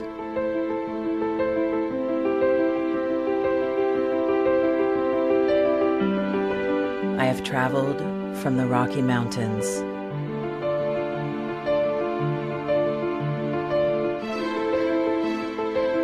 to the deserts, through scorching heat and freezing cold, from the land of the dinosaurs to fields of food.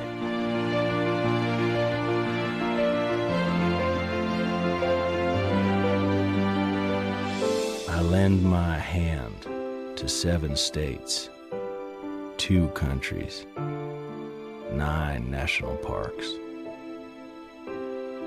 and 36 million people across an arid West.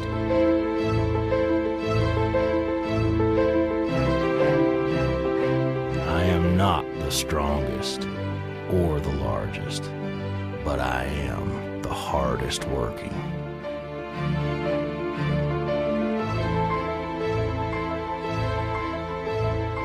People love me.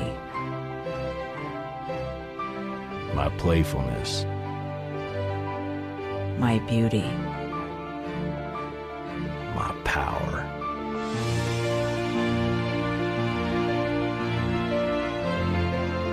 My life.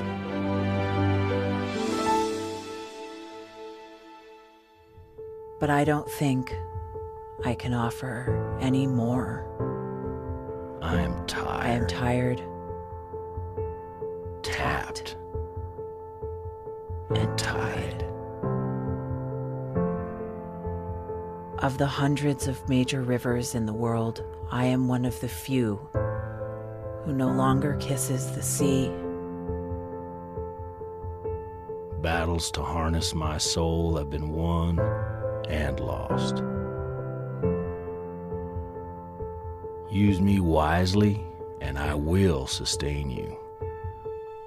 Use me like you have, and I will break. My name is Red. The Grand River Red. The American Nile. The Canyon Maker. I am the Colorado River. And I am the most endangered river in America.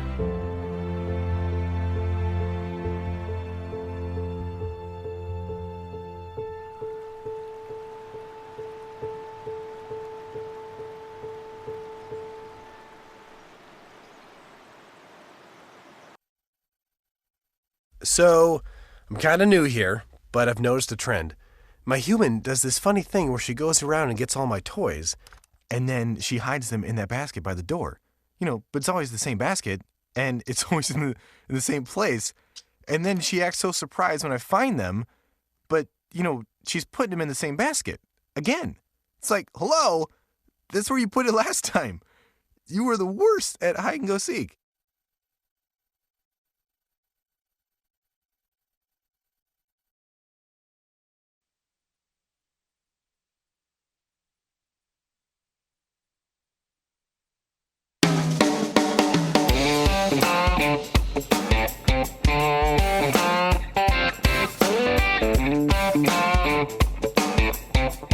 Streaming live video right now at youtube.com/TawkrTV. That's TAWKR-TV. This is The Bill Press Show. It is The Bill Press Show. Hi there. 33 minutes past the hour. My name is Peter Ogburn, sitting in for Bill Press today. By the way, just a couple of quick plugs. You can follow the program at BP Show on Twitter, at BP Show. By the way, we need to figure out the douchebag who owns at Bill Press and get it back. Because some guy owns it, he hasn't tweeted in like 5 years.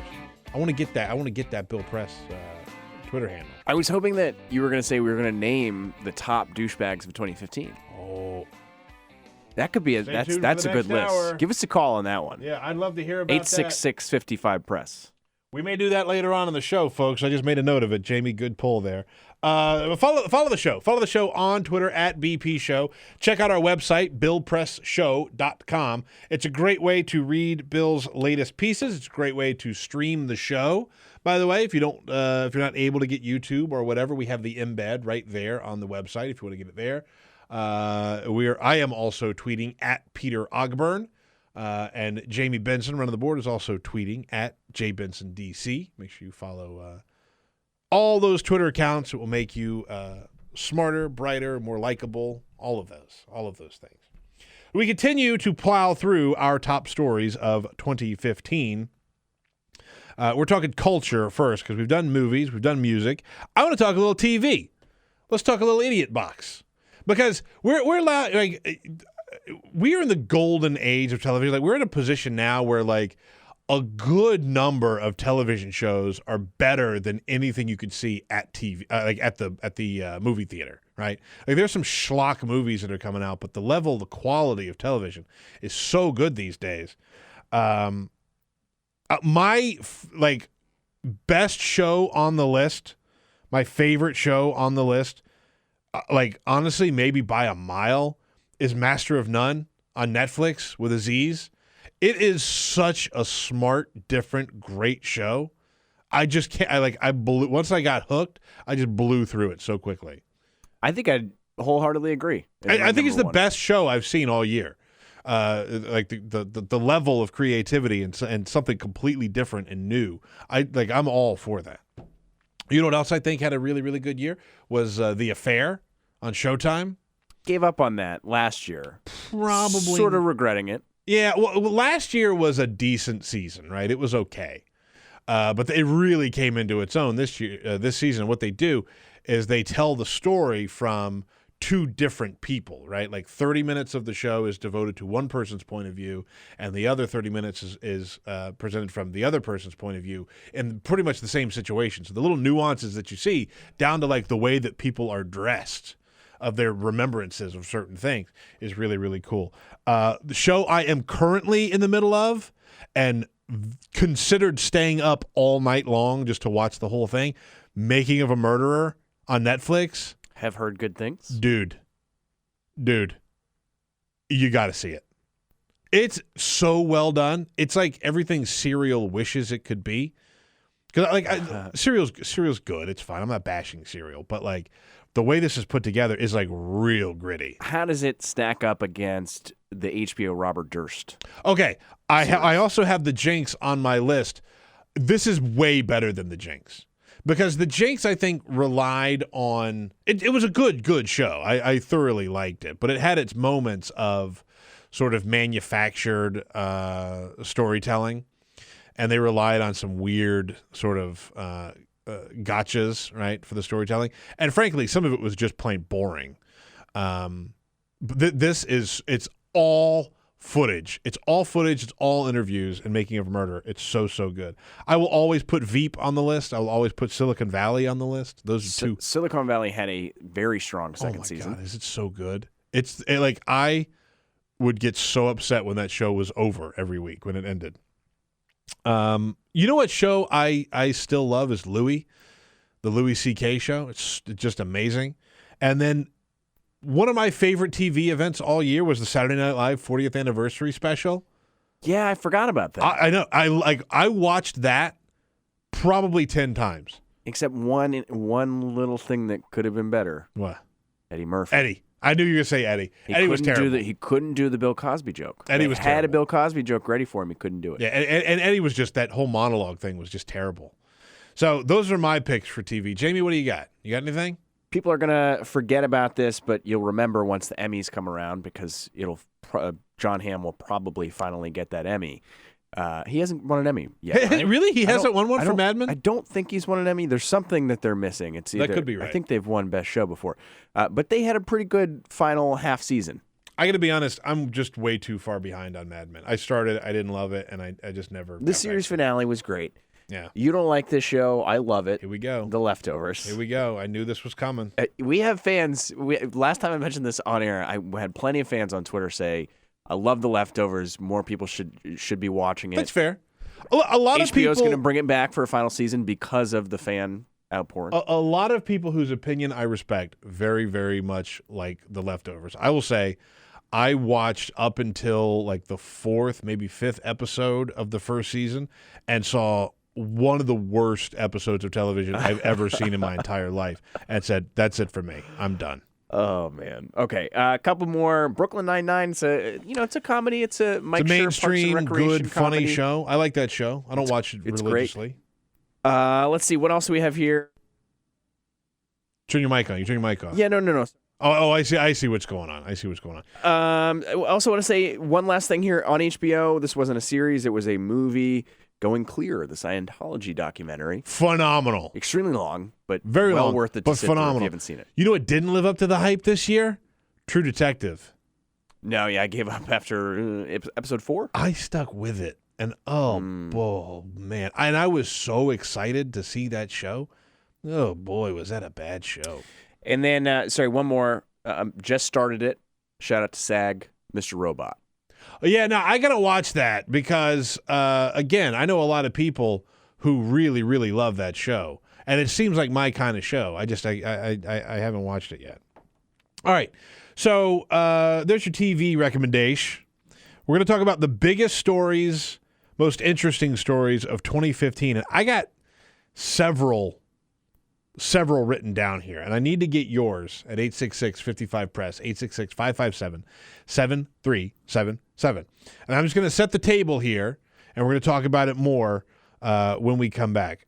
For me, the number one story of the year, I would say, I really do think it comes down to the gun problem.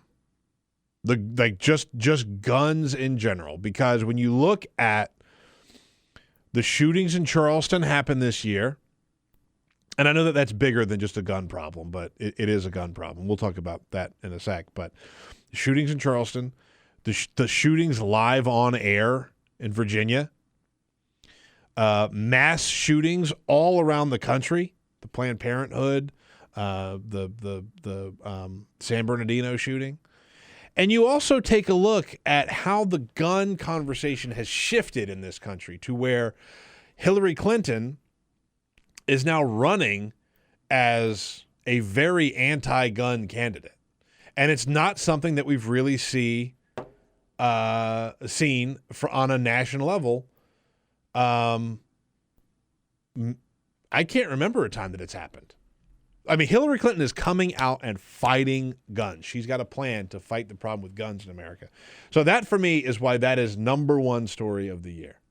Jamie? Civil and social rights, Big one. You tie it to whether it be Black Lives Matter, talk about gay marriage, the big ruling. Yep. You talk about, on the other side, religious liberties. Sure. That's an argument. I think that's a very, very strong choice, and it covers a lot of big stories that we had this year. So those are our number ones. Would love to hear your number one at 866-55-PRESS, 866-557-7377. Yeah, I know. We're phoning it in a little bit for the last day, the last live show, but we are going to do a little bit of a best of countdown, and we can't do it without you. 866-55-PRESS, 866-557-7377. The biggest story of 2015 as we bid the year farewell. My name is Peter Ogburn, sitting in for Bill today. Give us a call, yeah? Follow us on Twitter at BP Show. This is The Bill Press Show.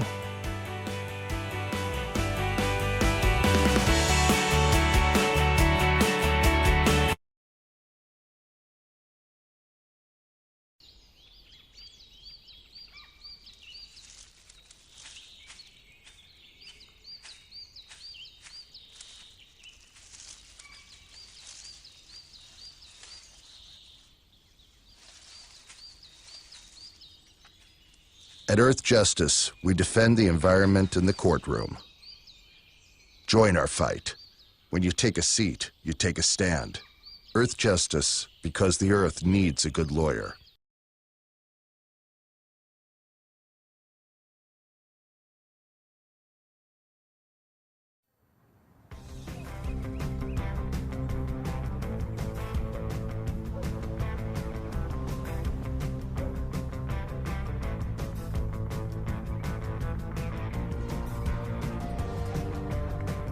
Sometimes when I'm walking down the street, I'm not necessarily looking out and seeing all these water-wasting lawns and people that aren't as connected to their neighbors and their lives as they could be. I'm walking down the street looking, going, edible oases, rainwater, fed landscape, and just looking at the possibility of these sort of landscapes up and down the streets of neighborhoods and communities all across this world.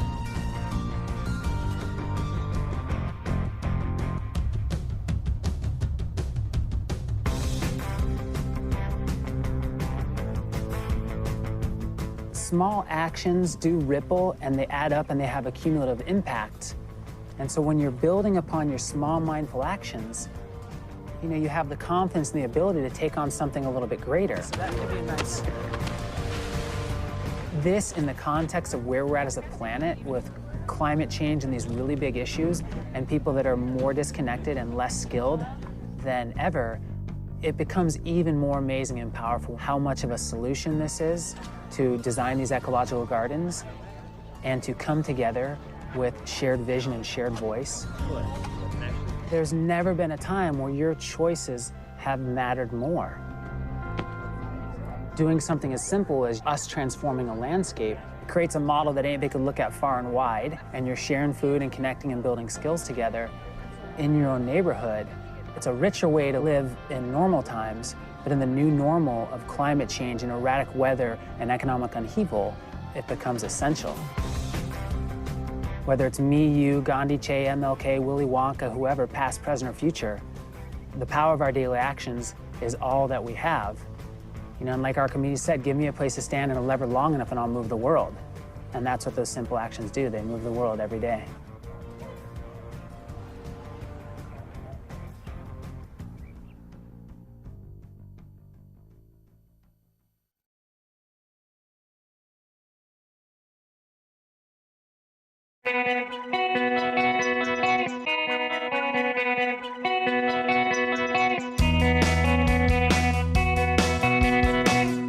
Seen on Free Speech TV and online on TawkrTV. This is the Bill Press Show.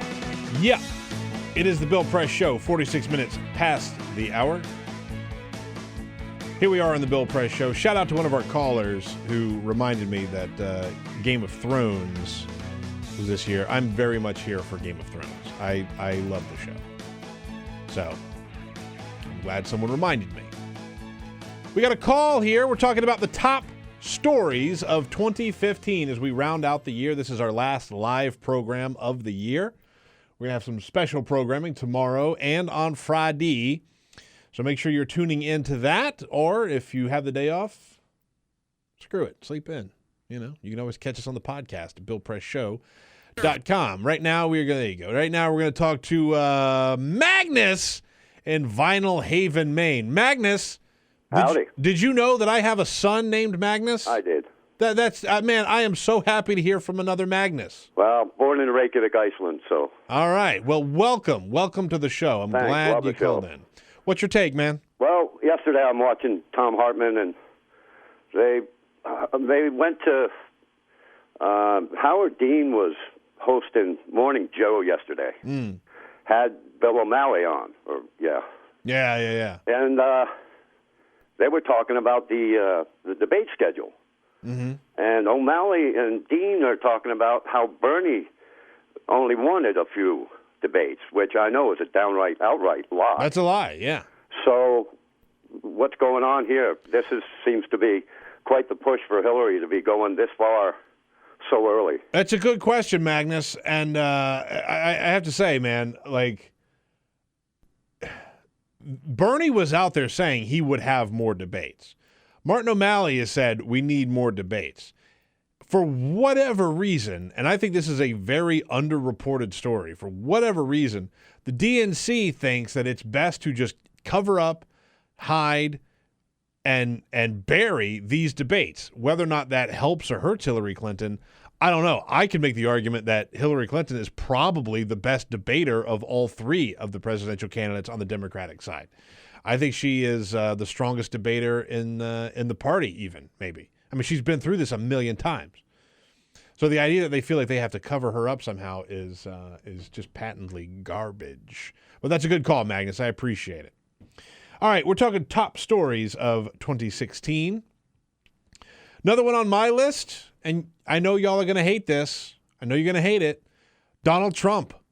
I think Donald Trump is a gigantic story to come out of 2015, not just because of him and what he's done with his race to the nomination, but what he's done to politics maybe forever, right? The way that he's changed the way that candidates run. Donald Trump is on my list. The Paris attacks Also on my list, 2 separate attacks. Remember, Charlie Hebdo was in early on in the year, and then, of course, the most recent attacks also happening. Sleeper on my list. I'm gonna go a couple sleepers here. Okay, number 1, Rachel Dolezal, which I know Ray Rogers mentioned that as well. That was honestly, what a time to be alive to cover that story. Like, that story was full blown insanity. Also, another sleeper on my list, Jared from Subway. Like, if you think about the kookiness of that was a yucky story. It was gross. Oh, don't get me wrong, it was gross. But like, the guy who had the fact that he had become what he had become and was doing all of this stuff on the down low was a little creepy. Well, and then a lot creepy. Also, hand in hand with that, Bill Cosby. Cosby also hit the 50+ mark this year. Also, another big sleeper, the prison break in New York. Yeah. That story I flat out loved. That was the only thing in cable news. That was all we did for a couple days. And it was a crazy story. Couple weeks it went on. They were on the lam for a while. Yeah. I love that story. That was a crazy story. Of course, one of them is back in jail. The other one got shot in the head. He did. But I love that story when it happened. Taking your calls on the biggest stories of 2015. Let's go to Derek from Pittsburgh, Pennsylvania. What's happening, Derek? Hey, those stories are definitely sleepers. I slept them, all those stories, but none of them made anybody have to move or turn them into refugees like these water crises. Okay, and fires in the West Coast. That's a good point, man. Yeah, I mean, if you can't get water from where you live, you have to move. The drought has been going on for a while, but I think you're right, Derek. It certainly hit peak problem in 2015. You certainly saw Jerry Brown out there talking about it a lot more in 2015.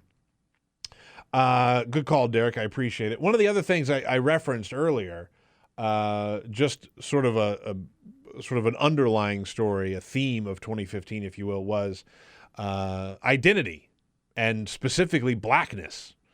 You know, we saw so many TV shows, movies, music that became and put forth this idea of proud black people at the very front of their art, right?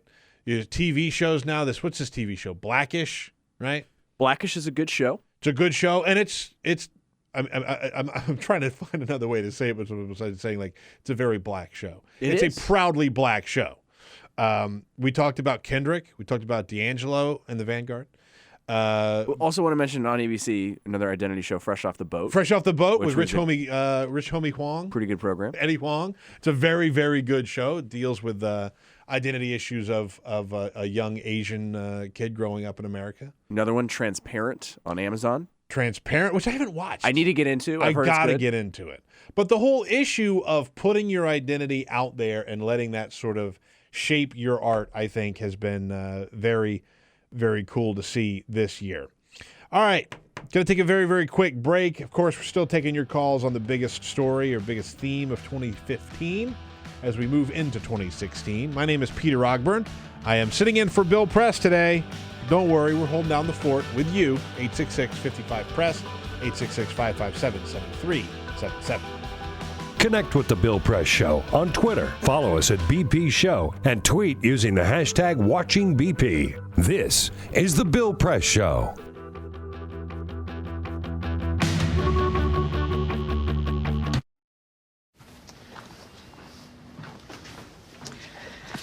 All right.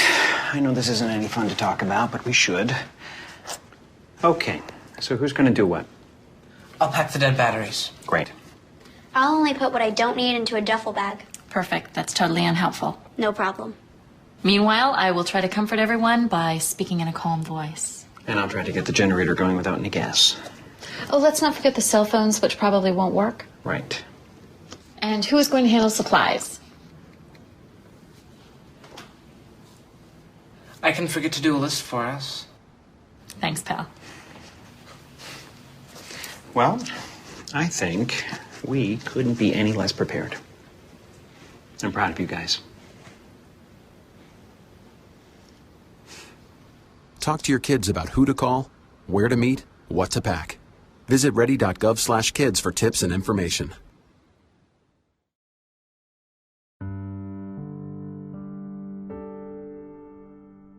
A few years ago, plastic bag waste in our city came to a tipping point. It was clear we had a bag problem. My department was tasked to reduce plastic bag consumption. We needed to come up with ways to change human behavior. So we asked ourselves, would you like it back? What do people really hate? Yep. Getting punched in the stomach. Preliminary studies showed that the consequences weren't severe enough to warrant behavioral change. Actually, can I get that double bagged? So we thought, what do people hate more than getting punched in the stomach? Kissing Helga. Hey, big boy. People didn't find her so offensive after all, so we had to get creative. How many bags? Okay, now, pour this ice water down your pants. We tried everything.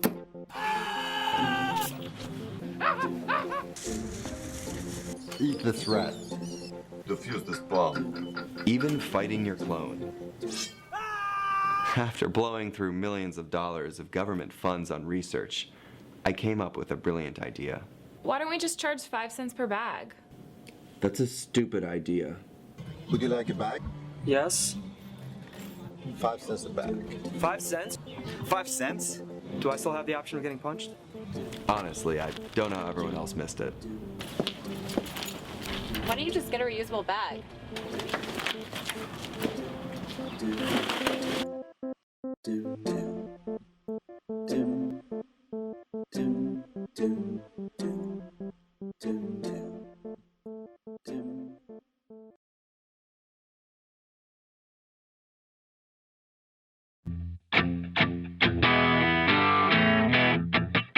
This is the Bill Press Show.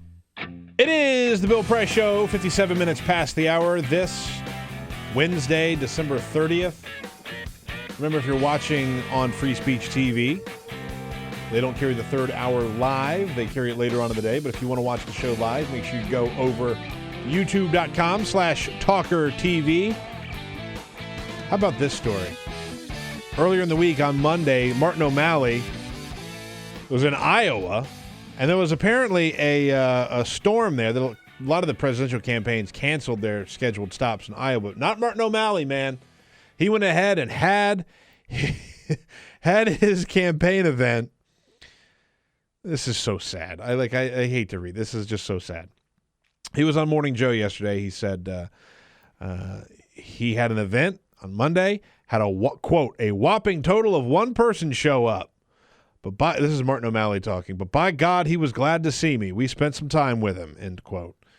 So he had a campaign event that 1 dude showed up. And O'Malley was working hard on him to try and get him to commit to caucus for him. And dude didn't even commit. He said, I want to see the whole campaign play out before deciding on a candidate. There's a sad, sad picture of the man, Kenneth, sitting in a room at a table with Martin O'Malley. He was the only guy. Who's the better sport in that scenario? Martin O'Malley or Kenneth? That's a good question. I feel so bad for Martin O'Malley. I mean, boy, oh boy, gets one guy out. Maybe he swung that guy. Who knows? Maybe he swung Kenneth. Only a matter of time, Martin. Meredith Shiner joins us in the next hour of the show. This Stay tuned. is the Bill Press Show.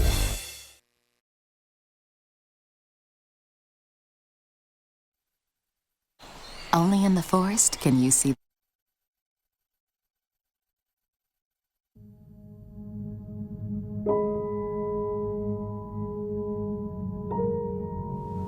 The hardest moments for me is when I'm laying awake in the middle of the night and I'm thinking about all the times I made a pitcher of Kool-Aid with the water, or I boiled a pot of corn or potatoes with the water. Those thoughts just stick with me in the middle of the night, and I feel horrible as a mom that I didn't know that something was wrong, but how could I have known? There's no way I would have known. The spill at Dan River happened when a drainage pipe that ran underneath an ash basin and dam collapsed, sucking out 6 decades of waste and spewing gunk directly into the river.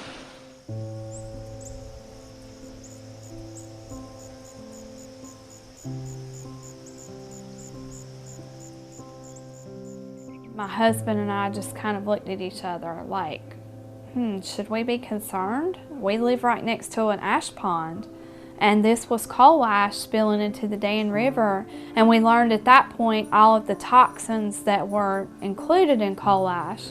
A situation like Dan River, where there was a catastrophic disaster, gets people's attention, but the fact is that these coal ash pits have been leaking and poisoning people's groundwater and the state's surface waters for decades. Coal ash is the residue left behind after coal is burned in a coal-fired power plant. A large coal-fired power plant can burn 10 million tons of coal a year. When the organic matter in the coal is burned away, what's left behind are these trace minerals, things like arsenic, lead, mercury, selenium, and chromium. And these are highly concentrated. The coal ash can have concentrations of these contaminants that are 10 to 100 times greater than the level in the coals themselves. Coal ash pond number 1 is right behind my house, literally pretty much in my backyard.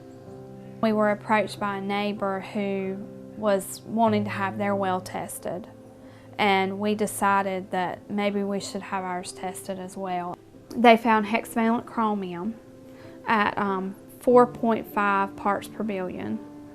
So in talking to the residents, we have discovered anecdotal evidence of an extraordinary number of cancers for this fairly small community. Some of us in the community got together. We started kind of talking about all the cancer that we've seen in some of our family friends in this community. I think we had somewhere in the neighborhood of around 70 names. So we had some help from our river keepers putting a map together, and it was a little shocking to see it. You know, I still have a hard time looking at it. Technically, EPA has not regulated coal ash as a hazardous waste, but it is undeniable that coal ash contains many, many hazardous substances that are hazardous, in fact, to people and the environment. And the only reason they have not been regulated as such is because of intense lobbying efforts by the coal industry and its allies. A lot of these chemicals are simple elements, but when you find them at the levels that they exist in around coal ash ponds, then you're starting to talk about cancer, brain tumors, you're talking about birth defects, developmental problems, neurotoxicity.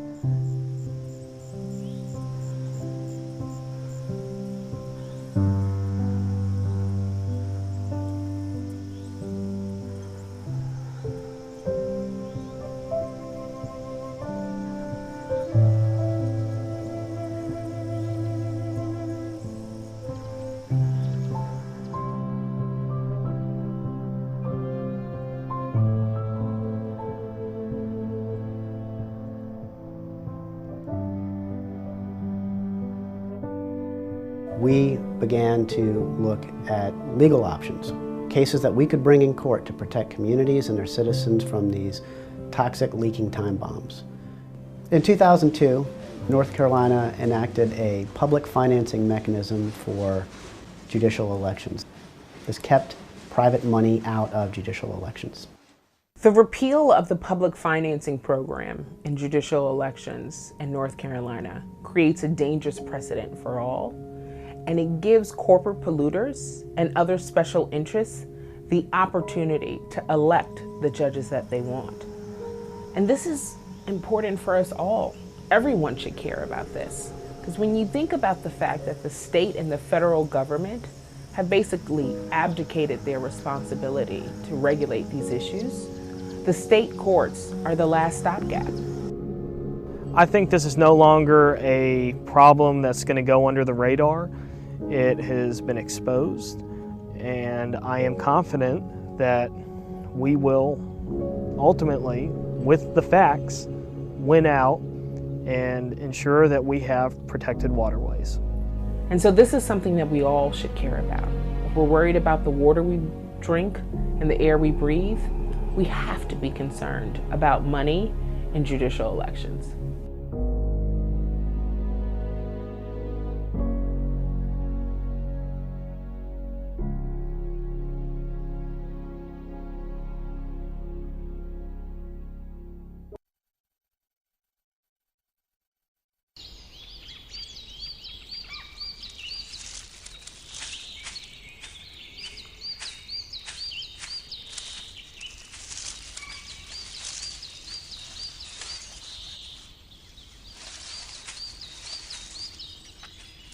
At Earth Justice, we defend the environment in the courtroom.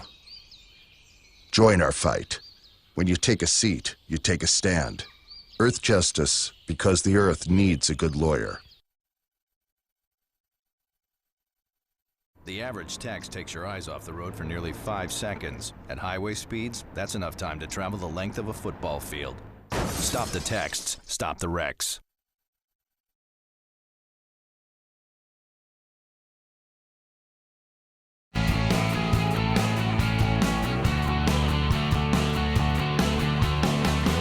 Broadcasting around the nation, on your radio, on your TV, and online. This is The Bill Press Show. It is The Bill Press Show. Happy Wednesday, December 30th. This is the last live show of the year. We've got some very special programming tomorrow and Friday. And by special programming, I mean repackaged best ofs. But look, hopefully you've got the day off tomorrow and Friday. So sleep in. But if you're up, listen to us. We put some of our best stuff out there for you. My name is Peter Ogburn, sitting in for Bill Press today.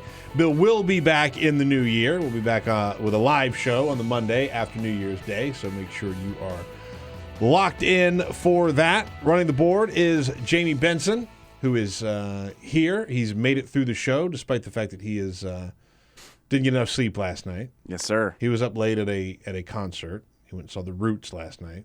I most certainly did. We talk a lot about Jamie and his zen-like balance of social calendar and work life. That's a very generous way of describing it. It's amazing. It's amazing. Our phone number is 866-55-PRESS, 866-557-7377. If you call that number, the voice you hear on the other end of the line will be that of Ray Rogers, who is standing by. And we are on TV, on Free Speech TV and TawkrTV at youtube.com/TawkrTV, TawkrTV. If you are watching us, you are watching us because Cyprian Bolding is on the job, keeping us live and on the air. All right, so for the hour, look, I clearly can't host the show by myself. It's just not even in the realm of possibilities. So I brought in a big brain to come and sit in with us. Politics reporter for Yahoo News, Meredith Shiner, joins us in studio. Hi, Meredith. It's such a burden to be the beauty and the brain of this operation. I'm telling you. But I'm going to try my best here in this ultimate of garbage time it's radio bad. programming. I always say when I host, I always bring in people who are smarter than me and surround myself with people who know what they're talking about, not unlike the way that a donut fills an empty, vacuous space with wonderful, worthwhile things. So, Great. So you are the good part of the donut. Thank you. So thank you for coming in. We've got so much stuff to talk about today. We're just kind of cruising through our end of the year lists. We did a whole big thing on our biggest stories, biggest theme of 2015. We also did our favorite movies, music, TV shows.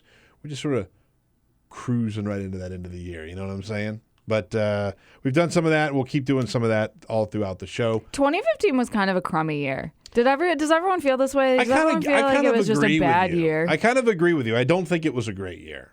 There was a lot of weird, and I think, unfortunately, I keep telling myself, 2016 is definitely going to be better. And I'm like, no, 2016 is definitely going to be worse. It's going to be way worse. Yeah, it's going to be way worse.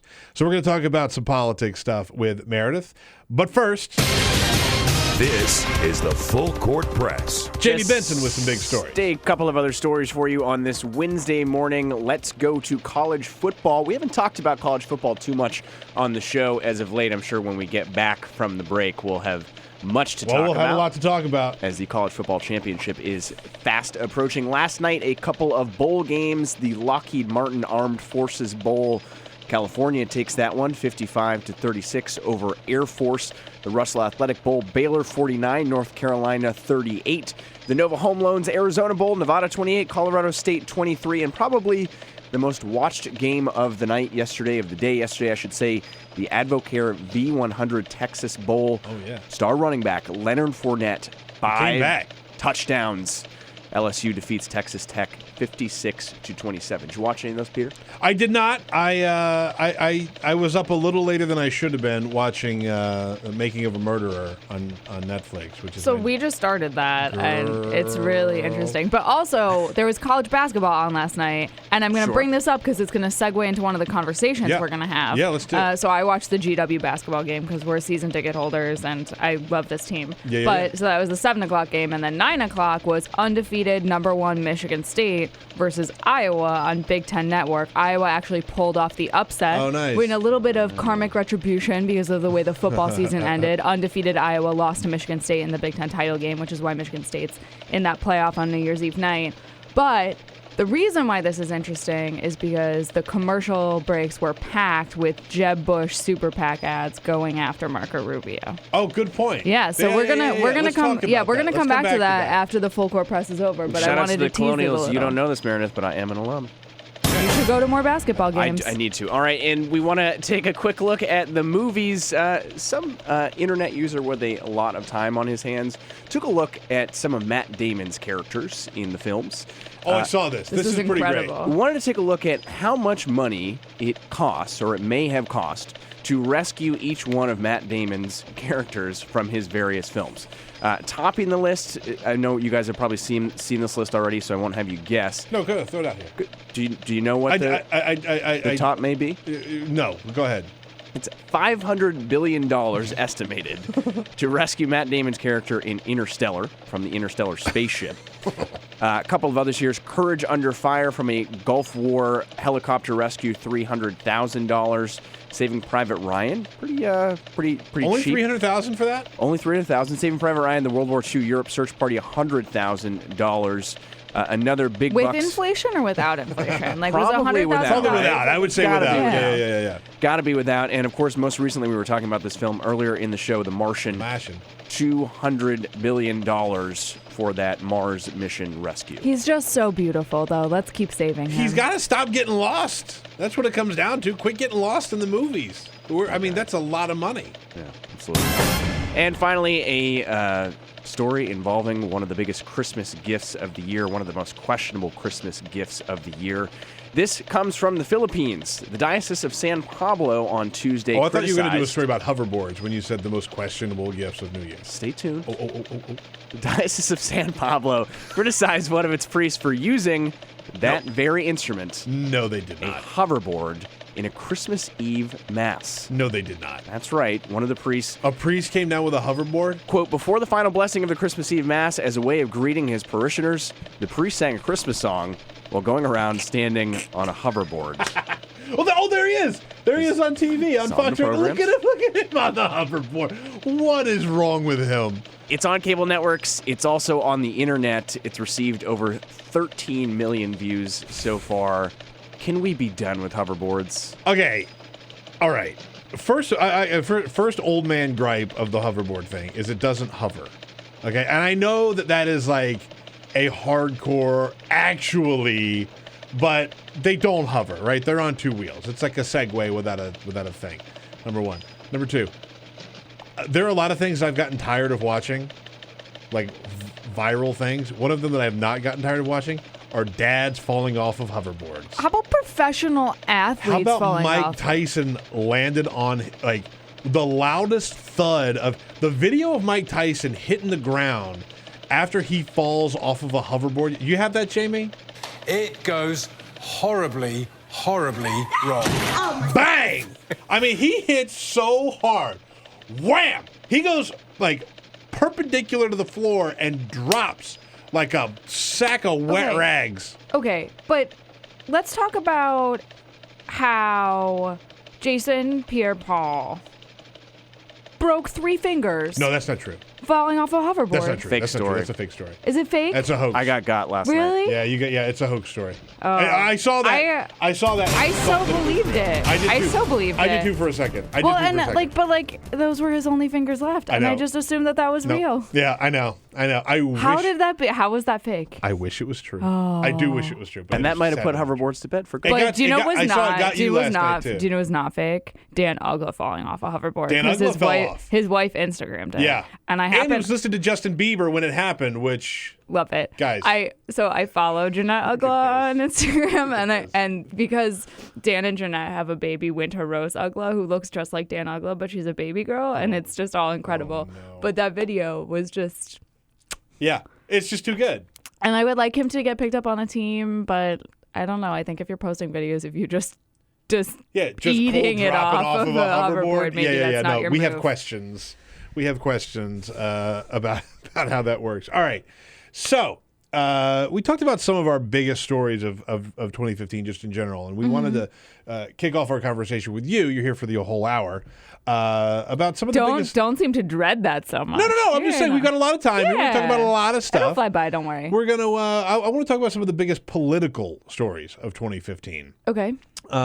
Because one of my top 3 just overall stories is what Donald Trump has done to American politics, and what he's done for himself, and what he's done for future races. I mean, I think that you make that seem a lot more active. I think that Donald Trump is a reflection of years of work from the Republican Party, I think, to starting back in 2010 with that first Tea Party wave. I think that there were a lot of themes that Republicans ran on nationwide, particularly in these districts that were so entrenched for the Republican Party, whether they were plus 10, plus 8 districts. And I think that, Trump was able to capitalize on those narratives better than anyone, because I think what he really speaks to, I mean, there's the xenophobia element, and Sure. I can't minimalize that, but I think there's something about the Donald Trump, I'm so successful, I have all this money. If I were president, you would have that money in your pocket too. Yeah. And it's not so indifferent from what motivates Bernie Sanders supporters. It's just a different answer to the same problem. I think that's absolutely And so right. I think that there are systemic economic problems that have led to Donald Trump, but I also think that whenever I saw a Republican operative throwing up their arms in the air on Twitter being like, Donald Trump is ruining all the hard work we made and all the inroads we made with Hispanic voters, you have to ask, well, what work? After the 2012 election, in all of their self-diagnosis reports, they talked about the need to do immigration reform. They talked about the need to make some changes from a policy perspective, to address the kinds of issues that they weren't addressing previously. And at the end of the day, they didn't do that. They didn't bring the bipartisan immigration bill from the Senate onto the floor of the House when they could have. They spoke out significantly during the child migrant crisis. I mean, I think there were a lot of issues where Republicans could have changed their tune and didn't. And again, it's because of the structure of our House of Representatives right now, because I think a lot of those far-right conservative narratives really come out of the House of Representatives because there's so many of those conservative members. I mean, you have 45 to 50 members, core conservative members, who staged a coup of their own leader this year, which I know we'll get to later. But I think that, there were a lot of those elements. And to say that, Donald Trump came out of nowhere, he didn't. I mean, I think that the groundwork was really laid for him, but he does it better than the other guys because there's something so, gloriously anti-establishment about him. What makes watching the debates so entertaining is that he doesn't play by the rules of all of the other suits.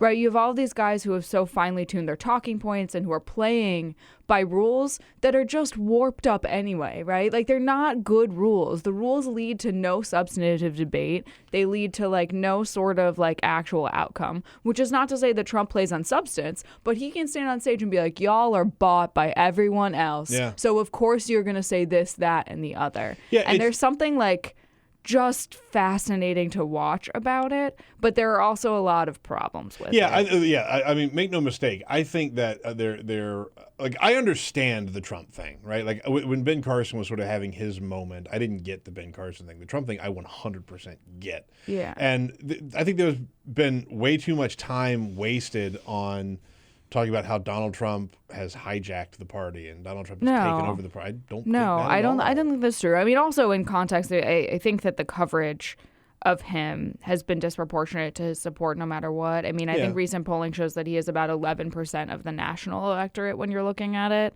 But it's sort of what I tell people, because I feel like whenever I go to different places at RTC, people ask me my opinion on what I think about certain things. Or I'll like go to physical therapy, because I don't break your foot, by the way. I broke my foot in July and I'm still going to physical therapy. Oh my God. And my physical therapist will ask me a few things, because there have been times where I've had to duck out like after 20 minutes of appointment and be like, I don't know how to tell you this, but Kevin McCarthy is this guy and he just decided he's not running for speaker, so I gotta go. Yeah. It's my life is stupid. You don't want to live it. There was a point to this. Where was I going with this? I got so distracted. When people ask you about Donald Trump. Yeah. And I think that, what's the right way to put this? Like he has the skills of a television star, right? Like he's very good on camera. He's entertaining. But again, I think that he sort of reflected this overall movement in the Republican Party, and one that has been existential for them, because when you think about it at the most basic level, right? Democrats used to be the party for more government and Republicans used to be the party for less. It wasn't the party for no government at all. And when you hear some of these Tea Party conservatives talk, particularly in the House, the way that they talk is just completely anti-government. They'll never support a government funding bill. They'll never support a transportation bill. They'll never support anything that involves any baseline engagement of government. Yeah. And I think the Republican Party, and we'll see maybe if this plays out in 2016, I don't know if it will, can finally start resolving that question. Because I think 2012 really left an open-ended question. Yeah. There are people who looked at Mitt Romney and said he wasn't conservative enough. Yeah. And there are people who looked at Mitt Romney and said he was too conservative. Mm-hmm. But when you look at the mainstream electorate and the general election electorate, the answer was that he became too conservative through that primary process. Yeah. And I don't think that I think that there are Republicans who believe that the opposite is true. Okay, we got to take a quick break. It's all great stuff. Stay with us. Meredith Shiner from Yahoo News is in studio with me, your host, Peter Ogburn. When we come back, I want to talk a little bit about this coup that happened. Yeah, let's do it. Let's do that. Quick break. We'll be right back. Get social with Bill Press. Like us at facebook.com/Bill Press Show. This is the Bill Press Show. This is my computer. This is your computer. Let's go on the internet. Let's go. Click it. Yes. Okay. I cursor in between the R and the E. Pressing down, I want you to just push the area. She's gonna love me all over again. That's it. Jamaica, here you go. Here we go. Good job. Thank you. And I did it by myself. Feel smarter. So, I'm kind of new here, but I've noticed a trend. My human does this funny thing where she goes around and gets all my toys, and then she hides them in that basket by the door. But it's always the same basket, and it's always in the same place. And then she acts so surprised when I find them, but, she's putting them in the same basket. Again. It's like, hello, that's where you put it last time. You were the worst at hide and go seek.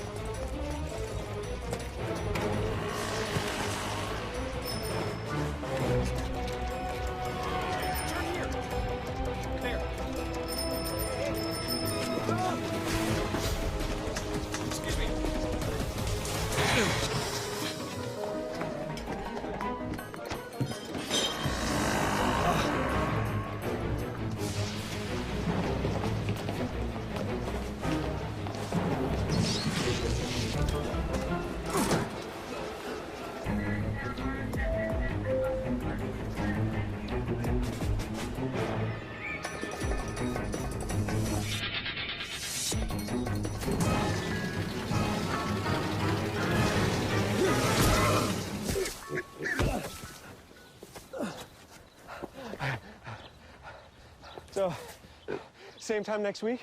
Well, of course. Put away a few bucks, feel like $1 million. For free tips to help you save, go to Feed the Pig.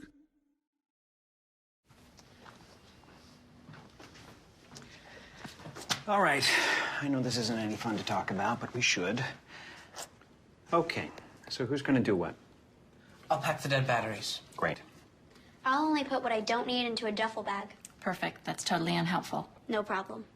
Meanwhile, I will try to comfort everyone by speaking in a calm voice. And I'll try to get the generator going without any gas. Oh, let's not forget the cell phones, which probably won't work. Right. And who is going to handle supplies? I can forget to do a list for us. Thanks, pal. Well, I think we couldn't be any less prepared. I'm proud of you guys. Talk to your kids about who to call, where to meet, what to pack. Visit ready.gov/kids for tips and information. Hey, thanks for stopping by. You know, I followed your character since the first episode. I'm a big fan, big fan. Thank you. And listen, your storyline, it makes for incredible TV drama. Thing is, your drug use is very adult content. Too adult for the kids. So I'm gonna have to block you. Oh, man. Yeah. Well, have a good one. You're a nice lady.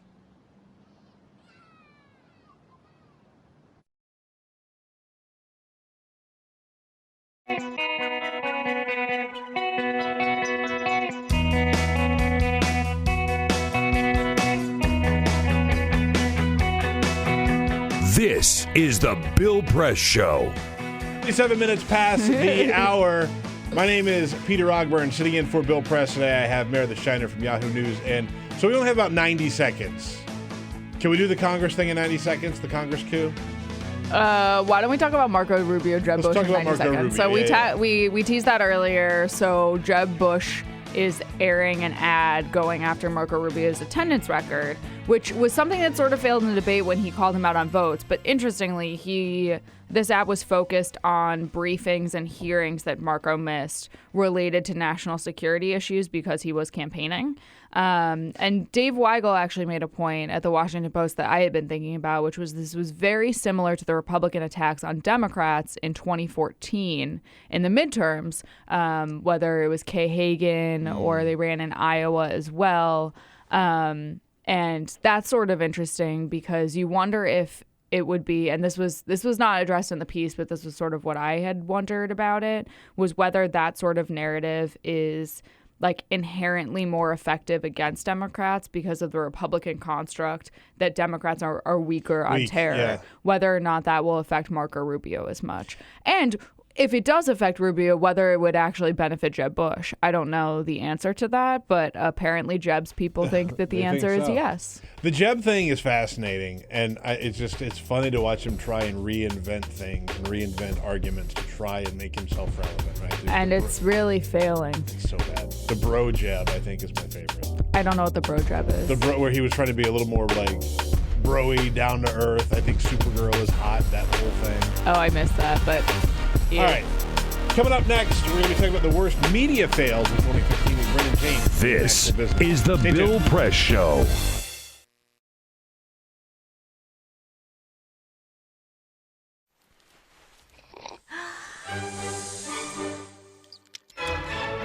When I started learning about nutrition, about which, by the way, much less is known than you might think, I learned that what mattered most about one's health was not necessarily the nutrients good or bad, that you were consuming or staying away from, or even the calorie counts. But what predicted a healthy diet more than anything else is the fact that it was being cooked by a human being and not a corporation. Corporations cook very differently than people do. They use vast amounts of salt, fat, and sugar, much more than you would ever use in your own cooking. And the reason they do that is those are three incredibly attractive and incredibly cheap ingredients. And when they're layered properly, as in a chip or pastries and forms of junk food, they're incredibly addictive. They really press our buttons. They activate our dopamine network, our cravings. And in fact, people in the industry, they don't talk about addiction in the food industry, even though they traffic in addiction. They talk about craveability. It's the same thing. And snackability is another term they use. It's a lovely word. And then the last point about corporate cooking that's important to understand is they cook different stuff than you do at home. What they're good at, in general, they don't cook that well, but things like chips, they cook incredibly well. And here's a classic food that if you make it yourself, if you've ever made French fries, you have to wash the potatoes, you have to peel the potatoes, you have to slice the potatoes, you have to fry them in a lot of oil, you have to spatter your entire stovetop, you have to clean up, and then you have this pot of oil you have to get rid of. I mean, it's really difficult, and it's a pain. They're wonderful, but it's a pain. And if you make them yourself, you'll only eat them every 6 weeks, 2 months, because it's too much work. But when you let corporations cook for you, it's so simple and so inexpensive, and they're really good, that you will have them twice a day, as many people in America do. So you see the kinds of foods you end up with are these labor-intensive foods and desserts. These special occasion foods become everyday foods when we let industry cook for us. Eat anything you want, just cook it yourself.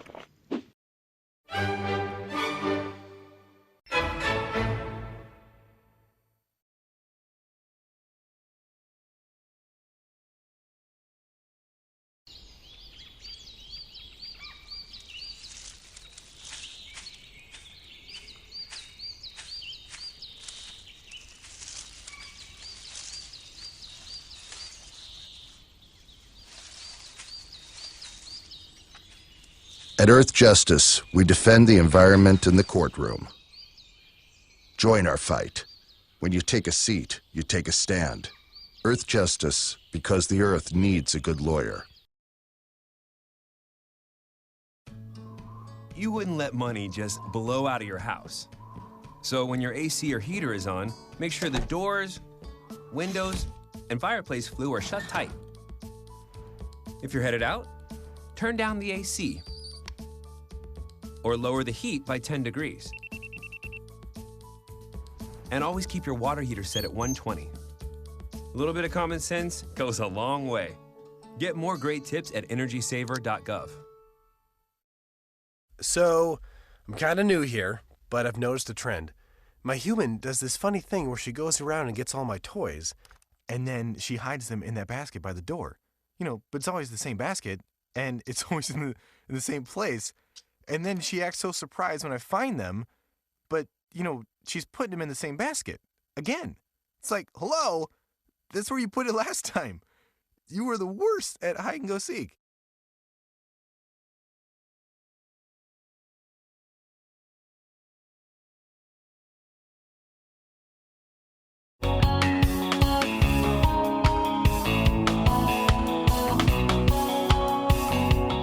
The most valuable morning radio show, according to The Nation magazine. This is The Bill Press Show. It is The Bill Press Show.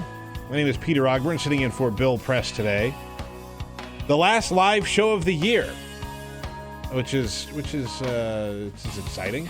I'm all on board for New Year's Day. New Year's Eve is a trash holiday. I don't like it. I don't go out. I go to bed at 10:30. Yeah.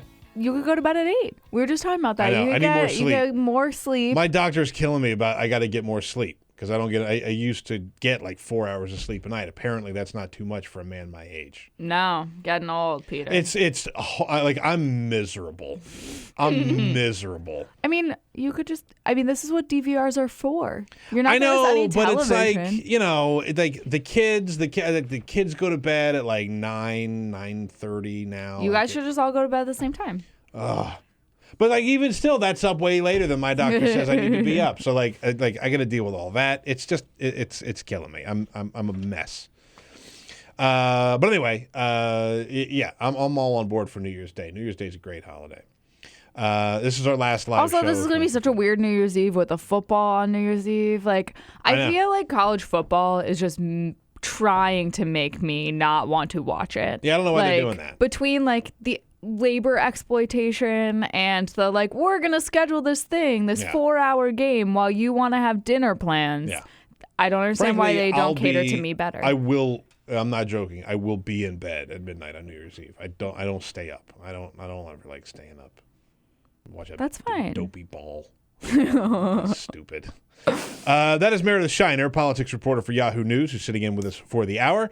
Just to recap the last 5 minutes, Peter Ogburn really hates New Year's Eve. Yeah, not a fan. But I love New Year's Day. Please send all of your noisemakers and hats to the Bill Press studio. Think about New Year's Eve. You know what my biggest turnoff, by the way? We're going to get to Brendan James here in just a second, who's standing by. Eventually. My biggest problem with when New we're Year's done Eve being Annie Rooney it's so amateur hour. Everybody thinks they got to go out and tie one on so bad for New Year's Eve, and they act like a bunch of dolts. And like professional drinkers have a real problem with that. And also, like, what do you want? You're gonna go to some stupid club. I'm not a professional drinker, but I'm also a professional old person, so I like never set expectations to be like you gotta go out. You gotta pay a couple $100 to go to a dinner or a club situation for bad food. Yeah, stay at home. Media reporter. You're safer there. Yeah, you're a lot safer there. Media reporter for the International Business Times joins us on the phone right now. I wish he was in studio. Brendan James, he is our friend who's joined the show many, many times. You can follow him on Twitter, and I really, really suggest that you follow him on Twitter at @deep_beige. Hello, Brendan. How are you, sir? How's it going, Peter? It's good. It's good, Brendan. Thank you so much. Welcome to the garbage time episode of the Bill Press Show. We're just having a good time, keeping it 100. No, I actually want to just weigh in and agree with you on New Year's Eve because part of it is that everyone is so concentrated on making the night like not even like a 10, like a 15. Yes. That when it's actually quite good and it's like a 9, that's actually like bad. It's not enough.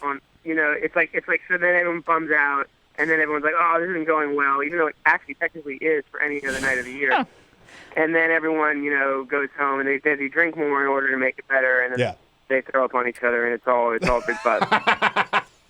That's remarkably spot on. That is. Well, so what we do now, so now that I'm not a sad single lady, my grandma sends a Christmas present to both me and my person, and she'll drop in $100 bills into the mail. And so what we do with that is we go to nice dinner, and so that way we can show her immediately what she's gotten for us. So her Christmas gift to us every year is a really nice dinner on New Year's Eve. That's beautiful. So that's like our only real plan that we do. All right. Yeah. All right.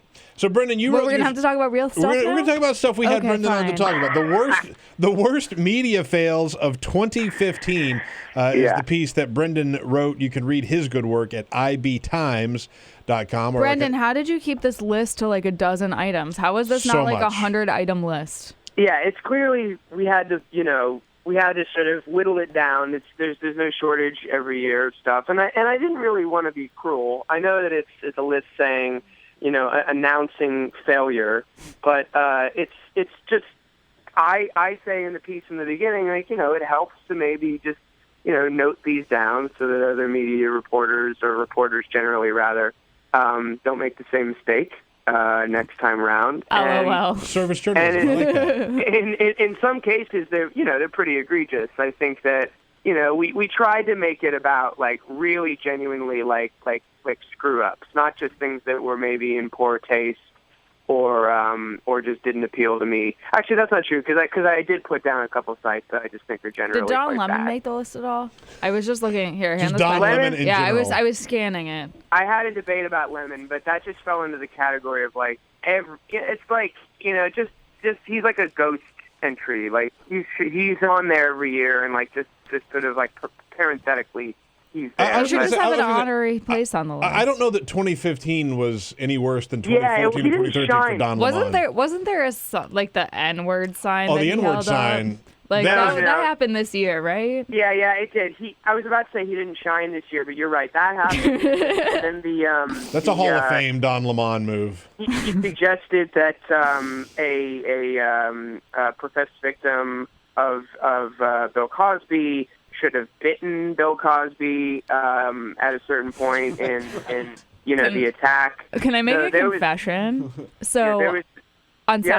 On Saturday night, I went to the Atlanta Hawks game, and there's an entrance to Phillips Arena through CNN Center. So they have these big cutouts of CNN personalities, and we tried desperately to find a Don Lemon so we could take a selfie with him, and no dice. There's everyone. You can find Wolf, but there's no Don Lemon in the CNN Center. I hear he's actually a very chill guy, but on air he has made a couple blunders, and I think that that last year when he was talking about black holes and aliens with the plane, that was like that definitely would have gotten. That was amazing. I almost lost my tea all over this table. That happened though. That was amazing. All right, so let's talk about the list. Number one on the list, I think is great. It's something we've sort of railed on here on the show, is the Huffington Post, with their policy of only featuring Donald Trump on the entertainment page, right? They were very proud of that when it first started. It's sort of just a dual. I don't really like this word fail. It's a little dad humor, but like it was a fail. Right in my wheelhouse. Yeah, I know. You're loving it, but it was a fail on two counts. In my view, just because it was a little hypocritical. Everyone sort of lampooned it when it happened because they still wrote a lot of stories about Trump. They still put Trump on the splash. Ariana still wrote about Trump personally, like she did blog posts about him. So profiting off of Trump clicks, which seemed to be part of the objection to making him, hard news, wasn't really an issue. And then the other thing was that it clearly was, it just didn't pan out. Like they thought he would burn out. They thought they would be vindicated, and he would be a sideshow, and everyone else would feel super embarrassed. But he of course, kept climbing in the polls, and then they walked back a couple weeks ago, and she just said, she didn't really admit it was a mistake. But she said, things changed, and we actually kind of were vindicated because it's so bad. But anyway, we're going to not do this anymore. And it's just a very strange stunt that I don't think anyone should try and emulate. Yeah.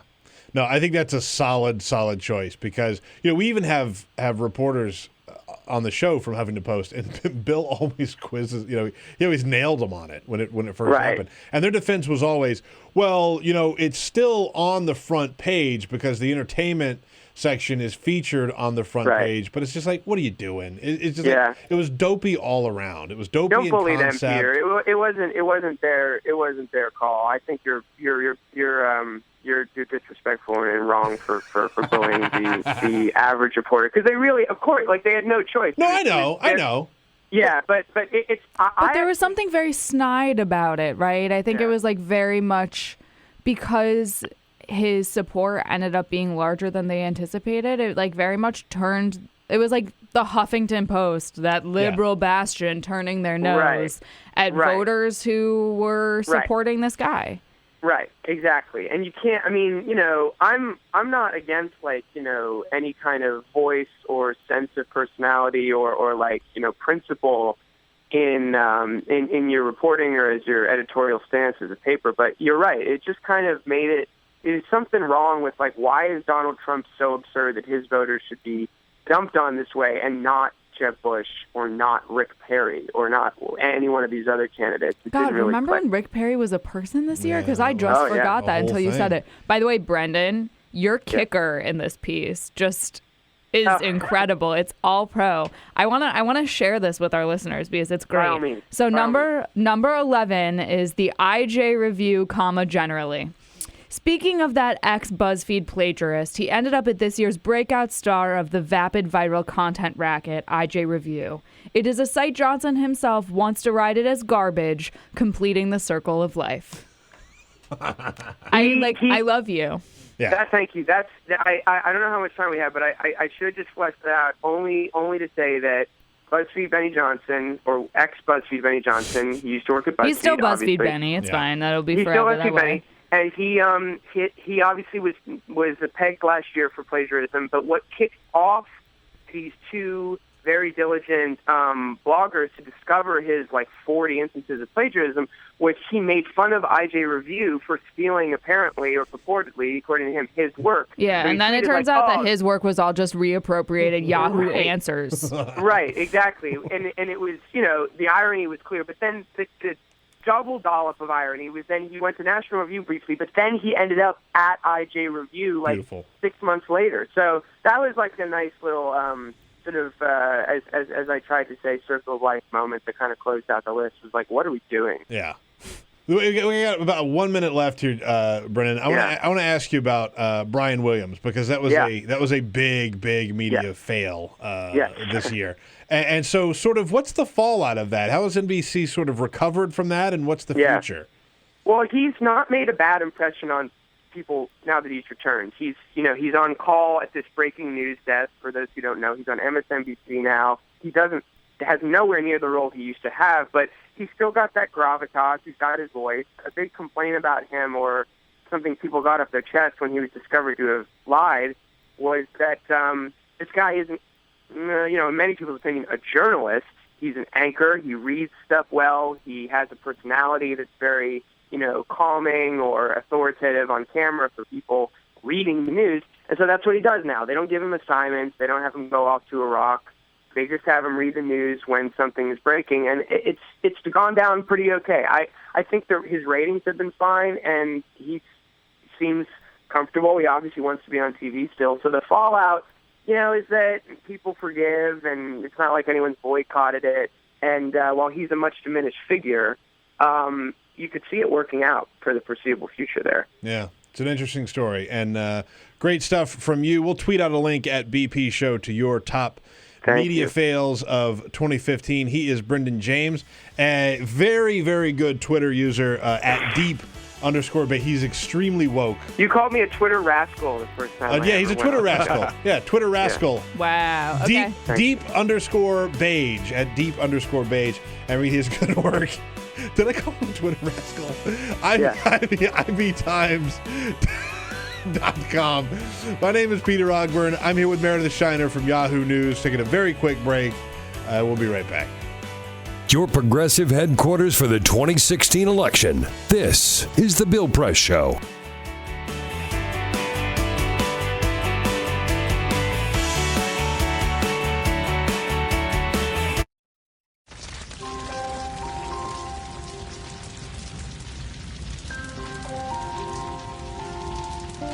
A single ember that escapes from a wildfire can travel more than a mile. That single ember can ignite and destroy your home or even your community. You can't control where the ember will land, only what happens when it does. Get Fire Adapted now at fireadapted.org. Columbine, Virginia Tech, Tucson, Aurora, Fort Hood, Oak Creek, Newtown. Newtown, Newtown. Newtown. How many more? How many more? How many more colleges? How many more classrooms? How many more movie theaters? How many more houses of faith? How many more shopping malls? How many more street corners? How many more? How many more? Enough. Enough. Enough. Enough. Demand a plan. Right now. As a mom. As a dad. As a friend. As a husband. As a wife. As an American. As an American. As an American. As a human being. For the children of Sandy Hook. Demand a plan. No more lists of names. It's not too soon. It's too late. Now is the time. Before we all know someone who loved someone on that list. No more lists. No more. Who they might have been. No more. If we had just done something yesterday. It's time. We can do better than this. We can do better than this. It's time. It's time. It's time for our leaders to act. Demand a plan. Right now. Right now. You! Demand it! Enough. Enough. Enough. Enough.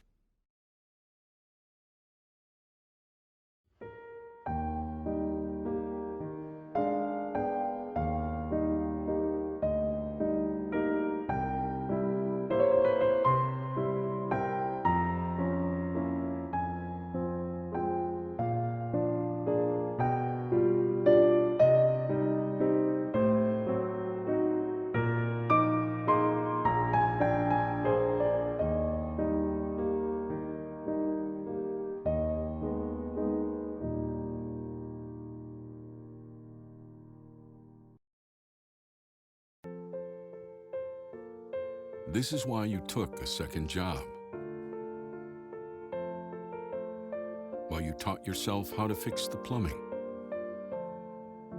Why you'll do whatever it takes to keep your home. And that is why we want to help.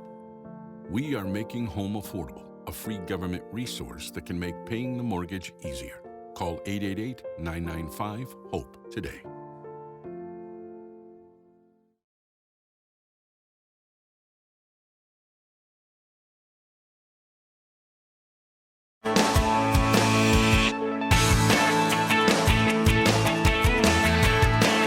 Streaming live video right now at youtube.com/TawkrTV. That's TAWKR-TV.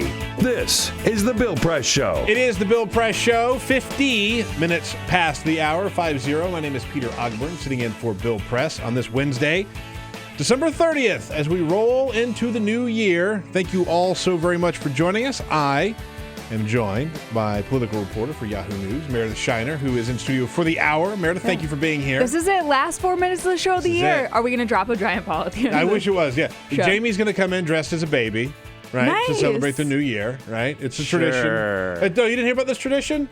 This is a tradition where you're going to have to start this. We do this every year. The hazing that happens on this program is something that I bet listeners don't know about, but it's They know real. a little bit about I'm going to call an HR violation. They I should have get known HR. about that. Get when I HR. signed Get up. HR. All right. So, Meredith, we talked earlier. Yeah. We teased this. You mentioned this is one of your biggest stories of 2015. I think is the biggest political It's a story of big story. Absolutely. The coup here in Washington. Yeah, so John Boehner left Washington. Yeah. He was super happy when he left, but I think that overall there was like a sadness and a recognition that, one, he failed to do some of the things that he wanted to do, and two, I think that both he and Eric Cantor, who lost in a primary, like by actually ousted by voters versus John Boehner, who was ousted by his own members. They really underestimated the kind of power and influence these conservative members, far-right conservative members, would have over leadership by just not complying with basic things that the government used to do, whether it's funding the government or paying the government's debts. And I think that he was very sick of fighting constant battles. I think he could have continued, but didn't want to. And the Pope came, and he had this great holy day. And the next day, he woke up, and he was like, peace out. I'm done. And that was it. And I think that it really ended a particular chapter for the Republican Party, but I don't know what this next chapter will be. I think that Paul Ryan talks a very big game. I think that he has taken, in his first 7 weeks of this job, a campaign-style approach to the job, which means he's constantly on cable TV, he's constantly doing press, which is not something you've seen other leaders do. So either, that's not going to be successful because it's not really what the job is about, or maybe he's smarter than all of us or the people who were in those jobs previous to him and recognizes that the game has completely changed. Yeah. And that if he's not on Fox News or Sean Hannity talking about these issues, conservative members who don't share the same interest structure as leadership will be. And so I don't know. I don't know if it gets easier or better. People really just looked at the omnibus vote a few weeks ago as a sign of his success. But at the end of the day, that vote was carried by Democrats, and John Boehner got more votes on last year's omnibus than Paul Ryan got on this year's. But we, as a reporting corps, are such hamster brains that sometimes we lose sight because the bright, shiny object is right in front of us. Yeah, so I think he's that's a good definitely point. going to have challenges. But again, John Boehner's departure, to me, wasn't as big of a story about John Boehner specifically as it was about the fractures within the Republican Party and these tensions that come to head particularly here in Washington, where you have an anti-government wing of the Republican Party trying to wag the dog of the Republicans who are responsible for governing. Yeah. If you're Speaker of the House, your primary responsibility is not to yourself, it's to govern and to your party. But the interest structure of those members doesn't really fit that. All right. Good stuff from Meredith Shiner. From Happy Yahoo note News. to end the year on. Yeah, thanks very much. Make sure you follow her on Twitter at Meredith Shiner and read her good work at, what is it? Is it just yahoo.com or Yahoo News? Yahoo.com/politics. /politics. All right. Meredith Shiner, thank you so much for coming in. Thanks for having me. me. Very quick break, and then we'll wrap up the show on the other side. Follow us on Twitter at BP Show. This is The Bill Press Show.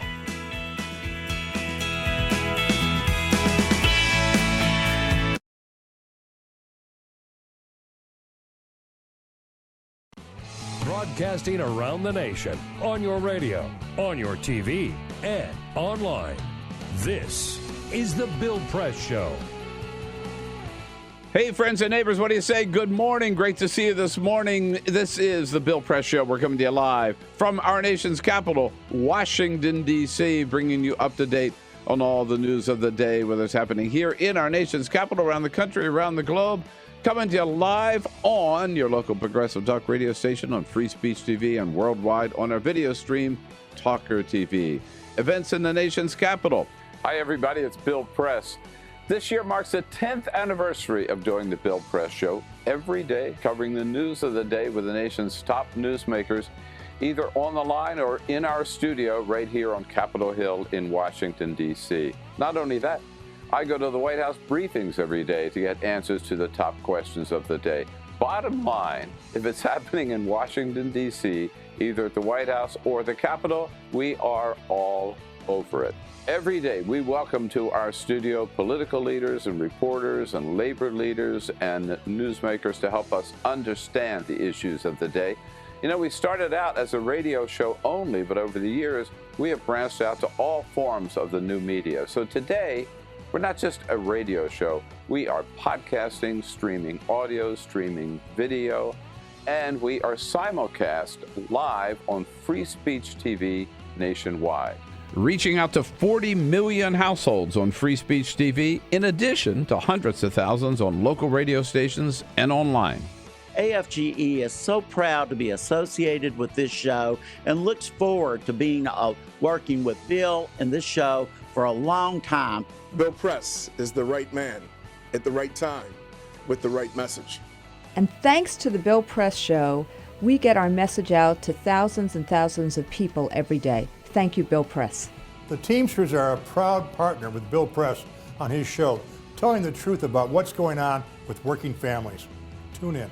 Yes, it's been a fun and exciting 10 years so far for the Bill Press Show. We're looking forward to many more with all of you, broadcasting live every morning from the nation's capital. On your radio, on TV, and online. This is The Bill Press Show.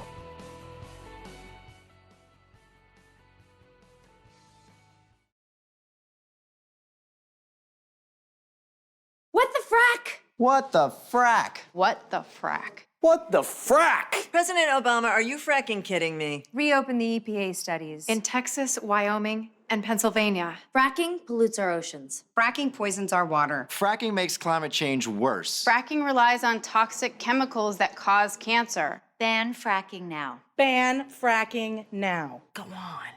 Ban it. Ban fracking now. Please. Is The Bill Press Show. It is the Bill Press Show, and it is the final segment that we're going to do in 2015. First of all, have a very, very, very happy new year. I hope you all have a great and wonderful and a #blessed new year. And as we close out 2015, I just personally want to say thank you to Jamie Benson, Ray Rogers, Cyprian Bolding, and to Bill Press. I think we do a hell of a show here every year. And we couldn't do it without the people that we have here. So thanks to everybody, and thanks to you, the viewer or the listener, those of you that have been loyal and been with us for a long, long time. I really sincerely thank you and hope that you stick with us for the next several years. Have a wonderful New Year's Eve. We'll see you in 2016. This is The Bill Press Show.